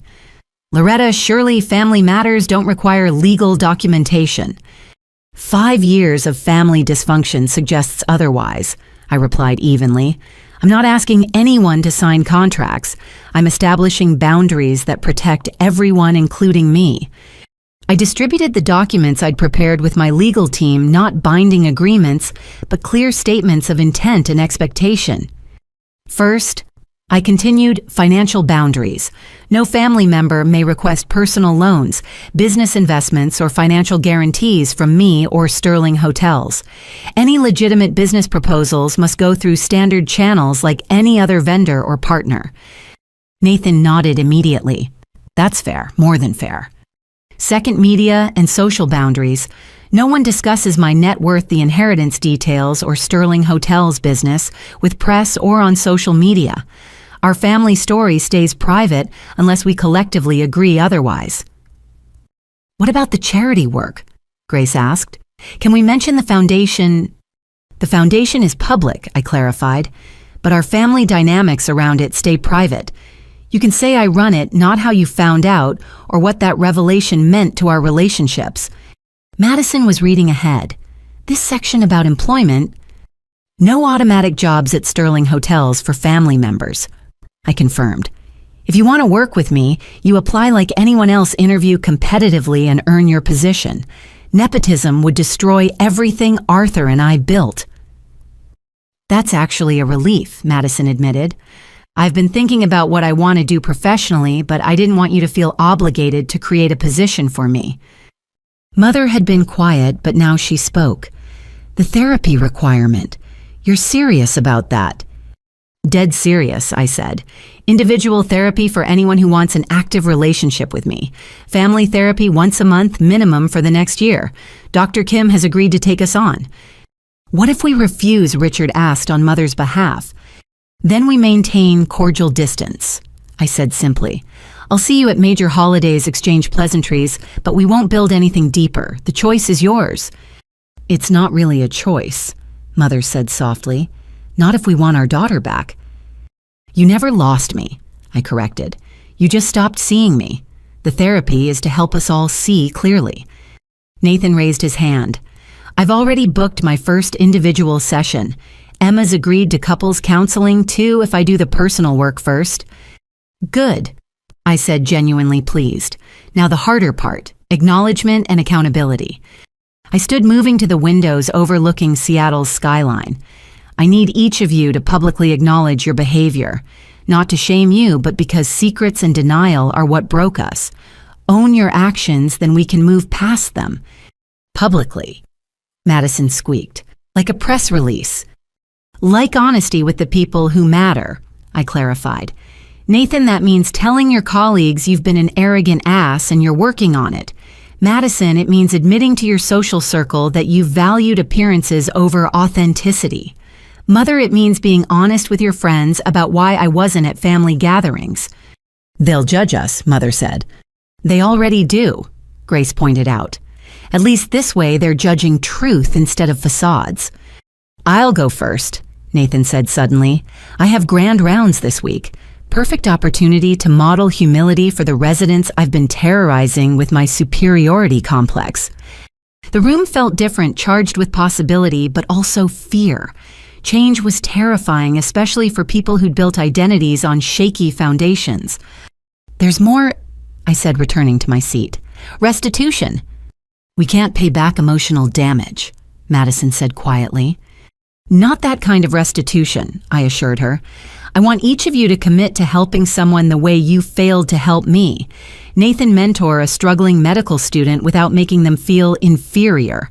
Madison volunteer with women rebuilding after failure. Grace teach coding to kids who think they're not smart enough. Mother work with parents who've let shame distance them from their children.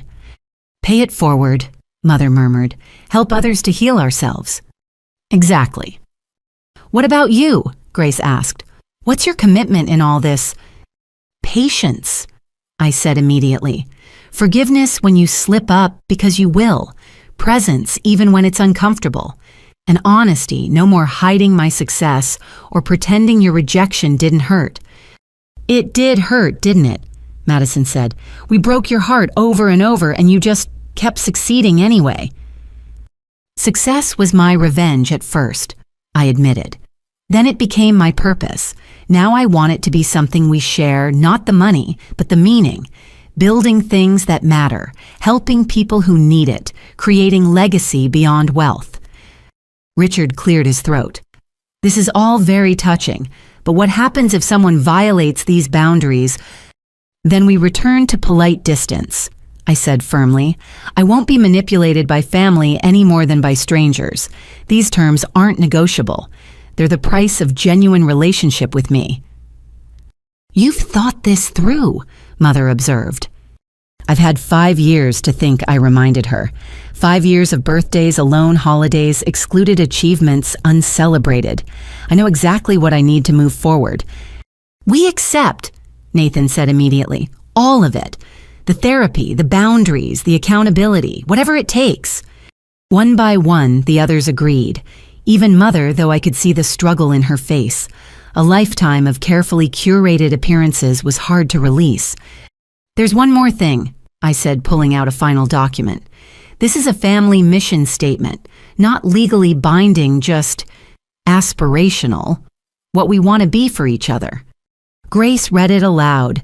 The Bennett Sterling family commits to radical honesty, genuine support, and celebrating each other's growth over achievements. We measure success by kindness connection, by presence and love, by actions rather than words. We fail forward together, succeed with humility, and always remember that family is both a gift and a choice we make daily. You want us to sign this? Madison asked. I want us to live it, I corrected. Signing is just symbolic. Nathan grabbed a pen first. If we're doing this, let's do it right. He signed with a flourish. There. First time I've put my name on something that wasn't about my medical achievements. The others followed, even Richard signing as witness. When everyone had finished, I added my signature, Loretta Bennett Sterling, both names claiming space. Now what? Mother asked. Now we do the work, I said.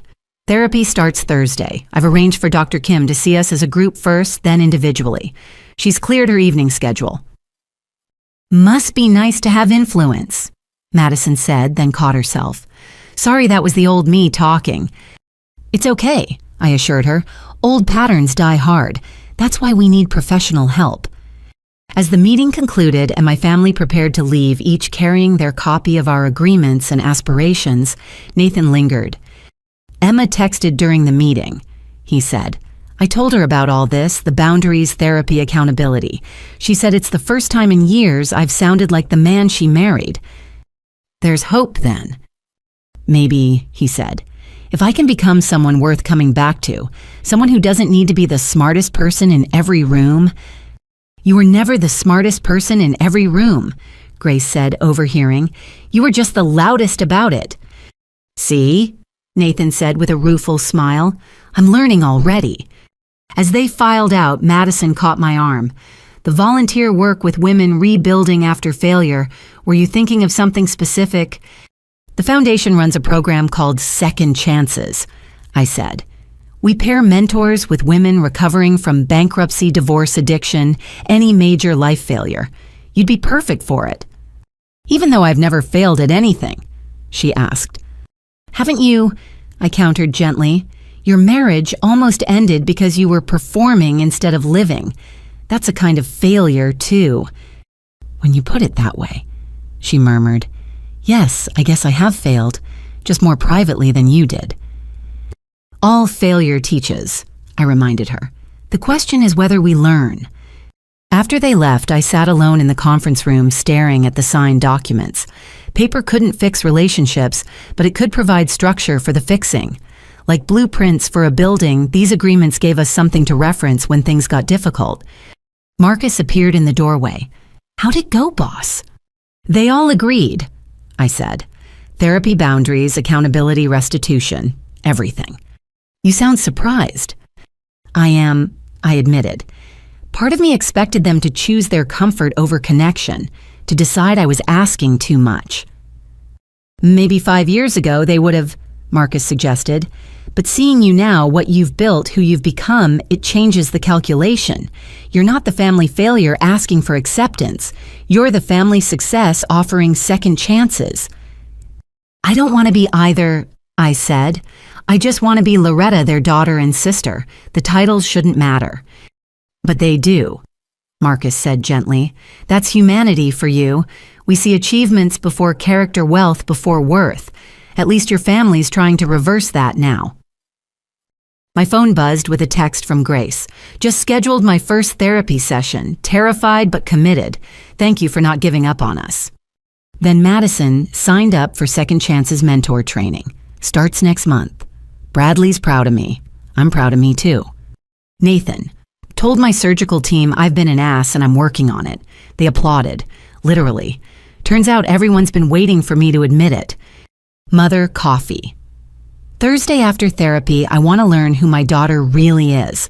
All these years, and I realize I don't know your favorite color or if you prefer sunrise or sunset. I failed you in so many small ways along with the big ones. I responded to each, encouraging their steps forward while maintaining the boundaries we'd established. This was the beginning of something new, not perfect family harmony, but honest family effort.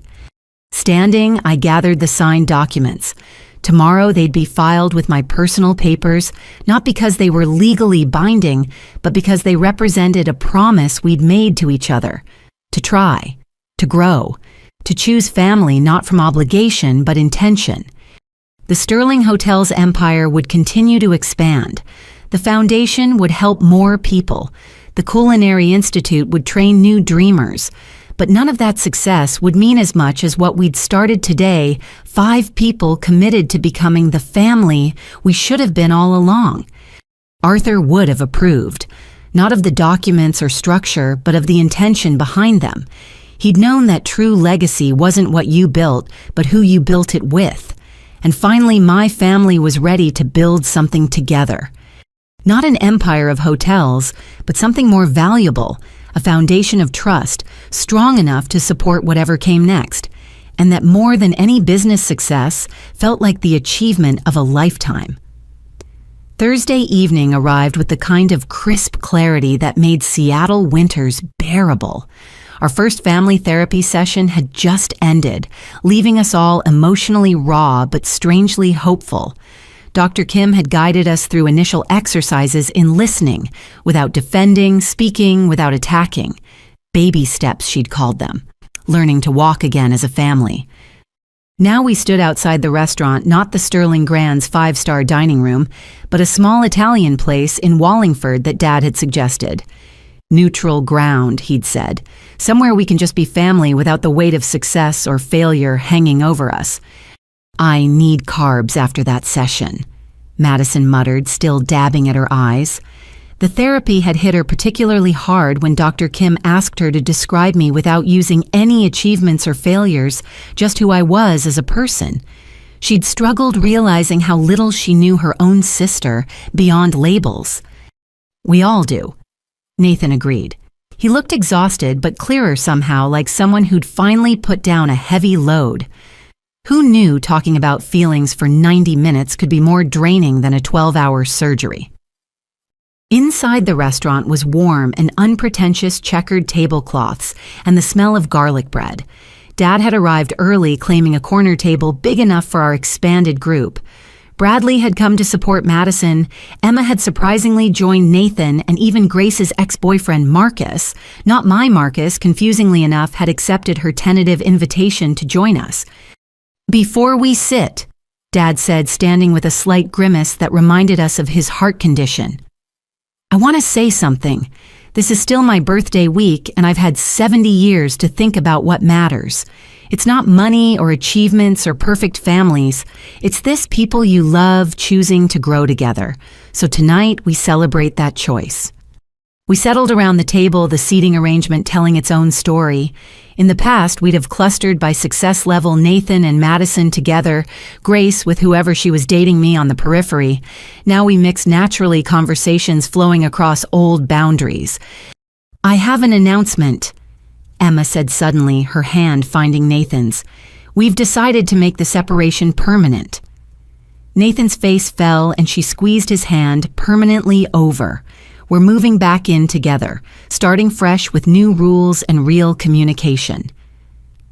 "Emma," Nathan breathed, tears threatening. "Really?" "Really," she confirmed. The man who admitted to his surgical team that he'd been an insufferable ass who signed up for therapy and accountability, that's the man I married. He just got lost for a while under Dr. Perfect. Madison raised her water glass. "To finding our way back. All of us." As we toasted, the waiter appeared with menus. Dad waved them away. "I already ordered for the table, family style. We're sharing everything tonight." "Control issues, Dad," Grace teased gently. "Definitely," he agreed cheerfully. "But I'm 70. I've earned some benevolent dictatorship rights." The food arrived in waves: antipasti Caesar salad, pasta, arrabbiata chicken marsala, eggplant parmesan. We passed dishes like we hadn't in years, the simple act of sharing food, somehow healing. Bradley helped Madison navigate the vegetarian options, while Grace's Marcus asked genuine questions about the family dynamics, trying to understand the woman he'd loved and lost to her analytical distance. "So," Emma said, twirling linguine, "I have to know. What was the moment you realized Loretta owned the hotel, like the exact instant it clicked?" Madison nearly choked on her wine. "When the security guard called her Ms. Sterling, I thought she'd hired actors. My brain literally couldn't process that my failure of a sister, sorry, Loretta Old Habits, actually owned the building I was blocking her from entering. For me, it was the manager's face, Nathan added, the way he looked at her with such deference. You can't fake that kind of respect. I think I knew something was different before that, Mother said quietly. The way she stood, the way she didn't crumble when we were cruel. The Loretta who failed at the bakery would have been destroyed by our rejection. This Loretta seemed untouchable. I wasn't untouchable, I corrected. I was just practiced at hiding the hurt. 5 years of legal battles teach you to show strength even when you're bleeding inside. Speaking of 5 years, Grace said, I've been wondering, what was the hardest part? Not the business stuff, the family stuff. I considered the question absently tearing off a piece of garlic bread. Christmas, 3 years ago. I just won the final legal battle. The hotels were officially mine. I was sitting in Arthur's penthouse looking out at the city lights completely alone. I could have bought anything, gone anywhere, but all I wanted was to be at Mom's house decorating cookies with my family. I made cookies that year, Madison said softly. Burned half of them because I was drinking too much wine and complaining about the charity gala I had to plan. We threw them away. While I was eating Chinese takeout from a box, I said, managing a smile, See, we all have our sob stories. But yours is sadder, Mother insisted. Success without family to share it with, that's a special kind of loneliness. Can we not rank our pain? Dr. Kim's voice echoed in all our minds from the session. Everyone's struggles are valid. Dad laughed. Look at us using therapy speak already. Dr. Kim's going to be so proud. The main courses gave way to dessert tiramisu and cannoli and panna cotta. Dad insisted on candles in the tiramisu, the restaurant staff gamely singing happy birthday in a mix of English and Italian. Make a wish, I urged him. He closed his eyes, then blew out the candles with surprising vigor. Already came true, he said, looking around the table. All my children in one place being real with each other. Even got bonus kids with the spouses. About that, Bradley said, clearing his throat nervously. Madison and I have been talking. About kids, I mean. We want to start trying, but we want to do it right. Not as accessories or achievements, but as actual humans we're responsible for raising. Which means I need to become someone worth looking up to first, Madison added. Hence the therapy and the volunteer work and learning to be authentic instead of perfect. You're already worth looking up to, Bradley said firmly. You faced down those protesters. You admitted your flaws. You're choosing growth over comfort. That's heroic in my book. I watched Madison tear up at the genuine praise so different from the shallow compliments she'd collected for years. This was what she'd been starving for, real recognition of real growth. Since we're sharing news, Grace said, Marcus and I are talking again. Just talking, she added quickly, but I'm trying to be present instead of analytical, to feel things without immediately creating spreadsheets about them. Her Marcus smiled. She sent me a text yesterday that just said, I miss you. No data points, no analysis, just feeling. It was perfect. Progress, Nathan agreed. Emma, tell them about my new thing. Emma grinned. He started a support group at the hospital for doctors dealing with superiority complexes and empathy deficits. They call it Arrogant Anonymous. You didn't? I laughed. I did, Nathan confirmed. First meeting is next week. 12 surgeons have already signed up. Turns out I wasn't the only one who lost himself in his own ego. This is wonderful, Mother said, and I realized she meant it. Not the achievements, but the growth, the vulnerability, the choice to be better. My children becoming the people they were meant to be. We're trying, Mom, Grace said. All of us, even you. Mother nodded, touching the simple gold necklace she wore instead of her usual pearls. I donated my designer clothes today. All of them. Kept the basics, but the rest went to the women's shelter. If I'm going to work with parents who've let shame control them, I need to stop letting labels define me. Dad reached over and took her hand. Proud of you, Ev. Know how hard that was. Not as hard as admitting I need to change, she replied. But Loretta showed us that rock bottom can be a foundation. I'm choosing to build something better on mine. The evening continued with more food, more stories, more moments of genuine connection. Nathan made us laugh with tales from his arrogant, anonymous planning sessions. Madison shared her nerves about the Second Chances training. Grace explained her new coding curriculum for underprivileged kids, deliberately keeping it simple and jargon-free. "What about you, Loretta?" Emma asked. "What's next for the hotel empire?" "Honestly," I said, "the empire runs itself at this point. Good people, good systems. What's next for me is this learning to be a sister again, a daughter. Maybe someday an aunt if Madison and Bradley's plans work out. The family stuff is harder than running businesses." "But more rewarding," Dad prompted. "Ask me in a year," I said with a smile, "when we've had time to really test these new patterns." As if on cue, my phone buzzed with a text from Marcus, my Marcus. "Sorry to interrupt family time, but thought you'd want to know. The Portland Hotel's star chef just won a James Beard Award. Press wants a statement." I showed the text to the table. This is the challenge, balancing both worlds, the business that demands attention and the family that deserves it. "So delegate," Mother suggested, then caught herself. "Sorry, I'm not trying to tell you how to run your empire." "No, you're right," I said, texting Marcus back to handle the press release. "I need to trust my team more. Can't rebuild family relationships if I'm always putting out hotel fires. Even metaphorical ones." Nathan added, and we all remembered Grace's apartment building's small fire 3 years ago, when I'd been too busy to help her relocate. Another failure of prioritizing business over family.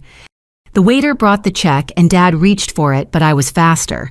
"My treat," I insisted. "And before anyone makes it weird, I'm not paying because I'm rich. I'm paying because it's Dad's birthday, and that's what daughters do." "Thank you," Dad said, simply understanding the distinction mattered. As we prepared to leave, full of pasta and possibility, Mother stood. "I know we've done a lot of toasting tonight, but one more. To Arthur Sterling." We looked at her in surprise. "He saved my daughter when I failed her," she continued. "Gave her purpose when I only saw failure. Loved her like family when her actual family forgot how. I never met him, but I'm grateful every day that he existed." To Arthur, we chorused even Madison and Nathan, who'd resented the inheritance, raising their glasses.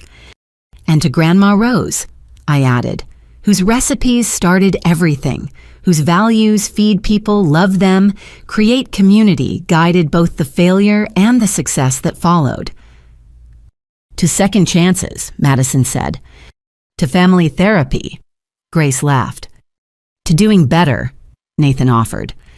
"To all of us," Dad concluded, perfectly imperfect and finally honest about it.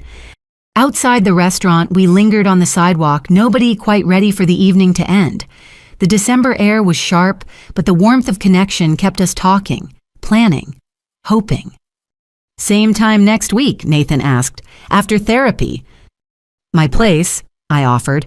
"I'll cook. Fair warning, I've been running hotels so long I might have forgotten how."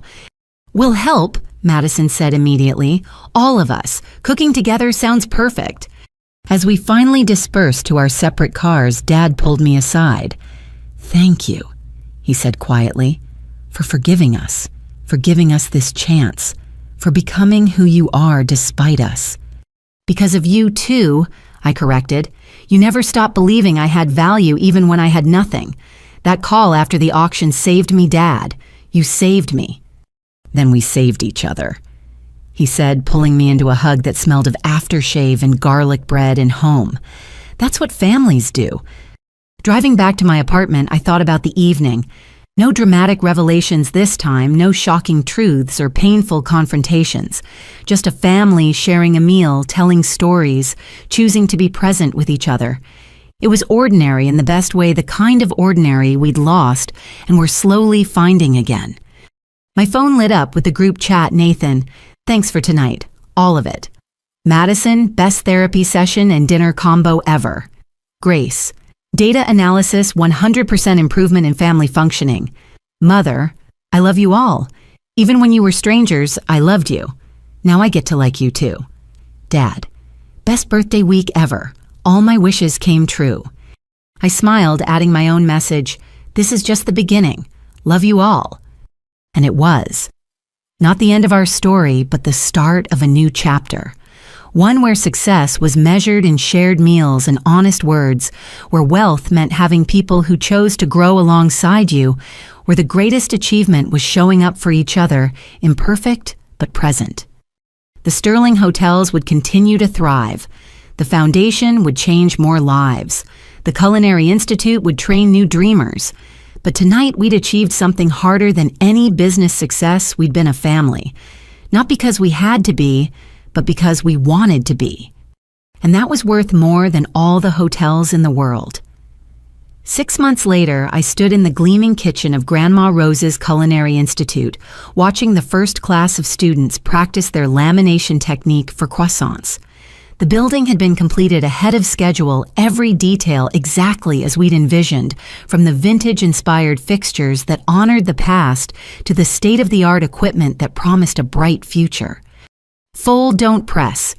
I coached Maria Gonzalez, the student whose application had moved Madison to tears all those months ago.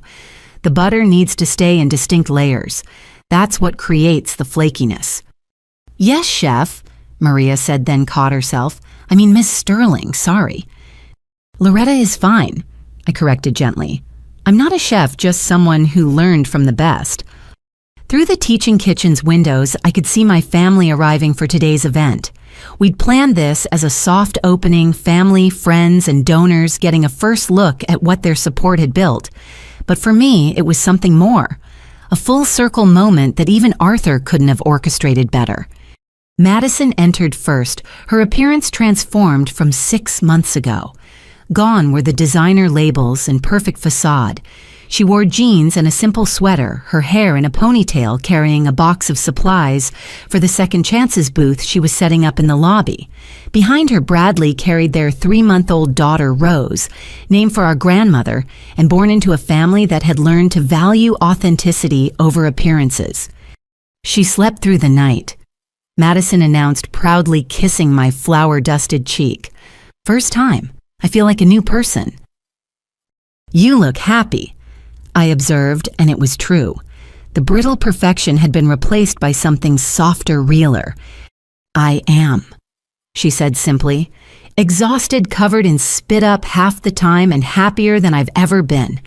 Who knew that being a mentor to struggling women and a mom to this tiny human would be more fulfilling than planning charity galas? Nathan arrived next with Emma, both of them laughing at something on his phone. The last 6 months had transformed their marriage from a performance to a partnership. Nathan's arrogant anonymous group had grown into a hospital-wide initiative on physician wellness and humility. He'd even been invited to speak at medical conferences about combating ego in healthcare. Loretta, Emma called out, "You have to see this. Nathan's been voted Most Improved Personality by the surgical residents." It was a joke award. Nathan protested, but his grin said he was delighted. Though apparently my approval ratings have gone from terrifying overlord to tough but fair mentor. So I'll take it. Grace and Marcus, her Marcus, now officially her fiancé, followed hand in hand. Their reconciliation had been slow but steady, built on Grace's commitment to experiencing life rather than analyzing it.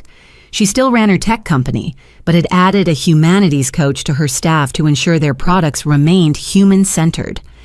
The live stream is all set up, Grace announced. We'll be broadcasting the opening ceremony to all 47 hotels. Your staff wanted to celebrate with you. Our staff, I corrected. This is a family achievement now. Mother entered last with Dad, both of them looking years younger than they had 6 months ago. The therapy had been transformative, helping Mother unpack decades of shame about her own business failure and its impact on her parenting. She now co-facilitated a support group for parents estranged from their children, teaching others what she'd learned about choosing connection over control. The second-floor classroom is perfect. she told me. "I can already picture the parent workshops happening there. Supporting your child's dreams, even when they differ from your own, that's next month's topic." Subtle. I laughed. "Think anyone will guess it's autobiographical?" "I hope so," she said seriously. "Our story, the pain and the healing, can help others avoid our mistakes." As the morning progressed, the building filled with life. Donors toured the facilities, students demonstrated their skills, and the smell of fresh bread wafted from every corner. But the moment that stopped me in my tracks came when I entered the main demonstration kitchen. There at the central teaching station stood Chef Raymond from the Sterling Grand. But he wasn't alone. Beside him, wearing matching aprons and nervous smiles, were Madison, Nathan, and Grace. On the counter in front of them, the mise en place for Grandma Rose's famous Christmas cookies. "Surprise," Madison said, bouncing Baby Rose gently. "We've been taking secret lessons from Chef Raymond. Today we teach our first class together Grandma's cookies for the incoming students." "But that recipe belongs to all of us," Nathan finished. "We're the Bennett siblings. These are our grandmother's cookies. It's time we all learn to make them properly." I felt tears threatening as I watched them work together, Chef Raymond guiding but letting them lead. Madison measured ingredients with scientific precision. Nathan's surgeon hands proved surprisingly adept at delicate decorating work. Grace had created a digital recipe card that tracked timing and temperature perfectly while still honoring the original handwritten version. "Join us," Grace called. "We saved the best part for you." The best part was, of course, the final assembly. As I moved to the teaching station, I found myself surrounded not just by my siblings, but by the student staff and supporters who'd become extended family. Maria Gonzalez stood ready to take notes. Other students gathered close, understanding they were witnessing something special. The secret to Grandma Rose's cookies. I began, my voice carrying across the kitchen, isn't in the recipe. It's in the intention. She baked with love, not just ingredients. She fed people's hearts, not just their stomachs. Today, we're going to do the same. For the next hour, we baked together. 4 siblings who'd found their way back to each other, teaching 20 students who were finding their way forward. The cookies emerged perfect, golden, fragrant, decorated with the same careful love Grandma Rose had put into everything she touched. "Now we share them," Mother announced, appearing with plates. "Everyone here gets one. That's the rule, no hoarding beauty. It's meant to be shared." As cookies were distributed and exclaimed over, Dad pulled me aside. "I have something for you." He handed me an envelope worn and yellowed with age. Inside was a letter in Grandma Rose's handwriting. "My dearest granddaughter, if you're reading this, it means you found your way back to baking. I always knew you would. The girl who saved allowance to buy me a mixer could never stay away from kitchens forever. I hope you've learned what I tried to teach, that failure is just the first rise. You punch it down, let it rest, and rise again, stronger and better. Feed people, love them. Create community. The rest will follow. All my love, Grandma Rose." "She wrote it when you opened the bakery," Dad explained. "Gave it to me to save for when you needed it. I think now is the right time." I clutched the letter, overwhelmed by love that transcended time and loss. She knew I'd fail. "She knew you'd learn," he corrected, "just like she did, just like we all do if we're brave enough to try." The afternoon ceremony was beautiful, but almost anticlimactic after the morning's emotions. I cut the ribbon with the same scissors Grandma Rose had used for her bakery 50 years ago. The students performed a flash mob of sorts, presenting dishes they'd mastered in their first weeks. The mayor spoke about second chances and the power of believing in people's potential. But the moment that mattered most came at the end when I stood before the crowd, donors, students, family, and one unexpected guest. Evelyn Sterling Arthur's ex-wife sat in the front row. At 91, she remained formidable, her presence commanding attention. She'd asked to speak, and I'd agreed, curious what she might say. "My ex-husband was a complicated man." She began, her voice still strong. "Brilliant at business, terrible at family, until he met Loretta. She taught him something his own children never could, that legacy isn't what you leave behind, but who you lift up along the way. This institute proves she learned that lesson well. She paused, eyes finding mine. Arthur would be so proud, not of the hotels or the wealth, but of this creating opportunities for others to rise from their own ashes. That's true success. As applause filled the room, I thought about the journey from that bathroom floor where Arthur found me crying to this kitchen, where dreams were already taking shape. The path had been anything but straight through bankruptcy and betrayal isolation, and empire-building family fracture and careful reconciliation. Speech, someone called out, and others took up the chant. I moved to the microphone, looking out at the assembled crowd. My family stood together near the front, not perfectly arranged by status anymore, but naturally clustered by affection. Madison bounced baby Rose, who'd woken up and was cooing at the ceiling. Nathan had his arm around Emma. Grace and her Marcus whispered about something on her phone. Mother and Dad held hands, their wedding rings catching the light. 6 years ago, I lost everything. My business failed, my family distanced themselves, my dreams crumbled into bankruptcy documents. I thought it was the end of my story. The room was silent, everyone leaning in. But failure, I learned, is just the first draft. You revise, you edit, you try again. Sometimes you need help, a mentor like Arthur Sterling who sees potential where others see problems. Sometimes you need time, years of rebuilding both businesses and trust. Always you need hope, the belief that your story isn't over yet. I found Maria Gonzalez in the crowd, already emotional. To our students, I say this: you're here because life knocked you down and you chose to get up. That's courage. We're here to give you tools, but you already have the most important ingredient, the determination to rise. To our donors and supporters, I continued, thank you for believing that second chances aren't just charity, but investment. Every person in this room is proof that failure isn't final unless we make it so. And to my family, I said, my voice catching slightly, thank you for choosing growth over comfort, connection over pride and love, over the labels that divided us. We're all works in progress, and I'm honored to be under construction alongside you. Madison was crying now, not caring about her mascara. Nathan cleared his throat repeatedly. Grace had abandoned her phone entirely. Mother smiled through her tears while Dad stood taller, prouder than I'd ever seen him. Grandma Rose used to say that good food was love made tangible, I concluded. This institute is our love made tangible love for those who've stumbled for dreams, deferred but not destroyed for the belief that everyone deserves a chance to discover what they're capable of becoming. Welcome to Grandma Rose's. May all who enter hungry leave, satisfied not just in body but in spirit. The applause was thunderous, but I barely heard it. My family had surged forward, surrounding me in a group hug that smelled of cookies and possibility. Baby Rose, caught in the middle, laughed with pure joy, and I thought how perfect it was, new life surrounded by a family that had chosen to be reborn.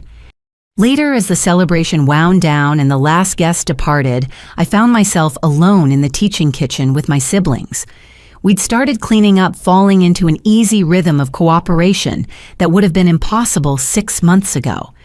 So, Nathan said, drying dishes, what's next? Another hotel? Another foundation project? Actually, I said, I was thinking of taking a sabbatical, not from the business that runs itself now, but from the constant achieving. Maybe spend some time just being a sister, an aunt, a daughter. You not achieving something? Grace teased. That'll be the day. Being a good family member is an achievement, I countered. Maybe the hardest one. I'd like to master that next. We all would, Madison agreed, settling baby Rose in her carrier, though I think we're off to a good start. As we finished cleaning and prepared to leave, I took one last look around the kitchen, where so many dreams would rise. On the wall hung a photo of Grandma Rose, the one from her bakery, where she stood surrounded by fresh bread and possibility. Next to it, someone, probably Dad, had hung a photo from today, the 4 Bennett siblings, covered in flour, laughing as we taught cookie making together. Full circle. Mother said, joining me. From her bakery to yours to this. She'd be so proud. Of all of us, I said firmly, we all found our way back to what matters. As we locked up and headed to our cars, the family group chat lit up with dinner plans, therapy schedules, and baby photos. Normal family stuff, the kind I'd craved during those lonely years of success without connection. "Hey," Madison called out as I reached my car. "Thank you for not giving up on us, for showing us that failure isn't final, for being the sister we didn't deserve but desperately needed." "Thank you for coming back," I replied, "for choosing growth, for proving that families can heal. Grandma Rose would say we're like her bread dough," Nathan added, joining us. "Knocked down, but rising again stronger for the resting time between." Terrible metaphor. Grace laughed, but she was nodding. Accurate, but terrible. As we said our goodbyes and headed to our separate homes, but with plans to gather again tomorrow and the next day, and all the days after, I thought about what success really meant. It wasn't the 47 hotels or the billion-dollar valuation. It wasn't the foundation or the institute or the lives changed through both. It was this, a family that had shattered and chosen to rebuild, not around wealth or achievement, but around love, honesty, and the daily choice to show up for each other. The empire would continue to grow. The foundation would help more people. The institute would train new dreamers. But the greatest success was the text that lit up my phone as I drove home. "Dad, proud of you, sweetheart. Not for what you've built, but for who you've become, and for bringing us all along for the journey. Love you." I pulled over to respond, not trusting my teary eyes to drive safely. "Love you too, Dad. All of you. Forever and always, no matter what." And that love without conditions, family without facades, success measured in connection rather than collections, was the greatest fortune of all. Arthur had given me an empire, but my family had given me something more valuable themselves, flawed and striving and absolutely perfect in their imperfection. The girl who'd cried on a bathroom floor had become a woman who built hotels and hopes in equal measure. But more importantly, she'd become someone who understood that the greatest structures weren't made of marble and money, but of forgiveness growth and the grace to begin again. And again. And again. As many times as it took to get it right. If you've stayed with my story this far, thank you. I hope it reminds you that failure is just the first chapter, not the final word. That families can heal if everyone does the work. That success without connection is just expensive loneliness. And that sometimes the best revenge against those who dismissed you is not proving them wrong, but giving them the chance to grow into people who can celebrate your success with genuine joy. Whatever you're facing, bankruptcy or betrayal, family fractures, or personal failures, remember that your story isn't over. Find your Arthur Sterling, the person who sees your potential when you can't. Be that person for someone else. Build something meaningful, and never forget that the greatest legacy isn't what you leave behind, but who you lift up along the way. Thank you for sharing in our journey. May your own path be filled with second chances, genuine connection, and the courage to rise as many times as it takes. What challenges have you faced with family forgiveness or finding your way after failure? I'd love to hear your stories in the comments below. And if this story touched your heart, please share it with someone who needs to hear that failure isn't final. It's just the beginning of something better. Like and subscribe to follow more stories of hope, healing, and the complicated beauty of being human. Because we're all works in progress, and that's exactly as it should be. With love and croissants, Loretta Bennett Sterling.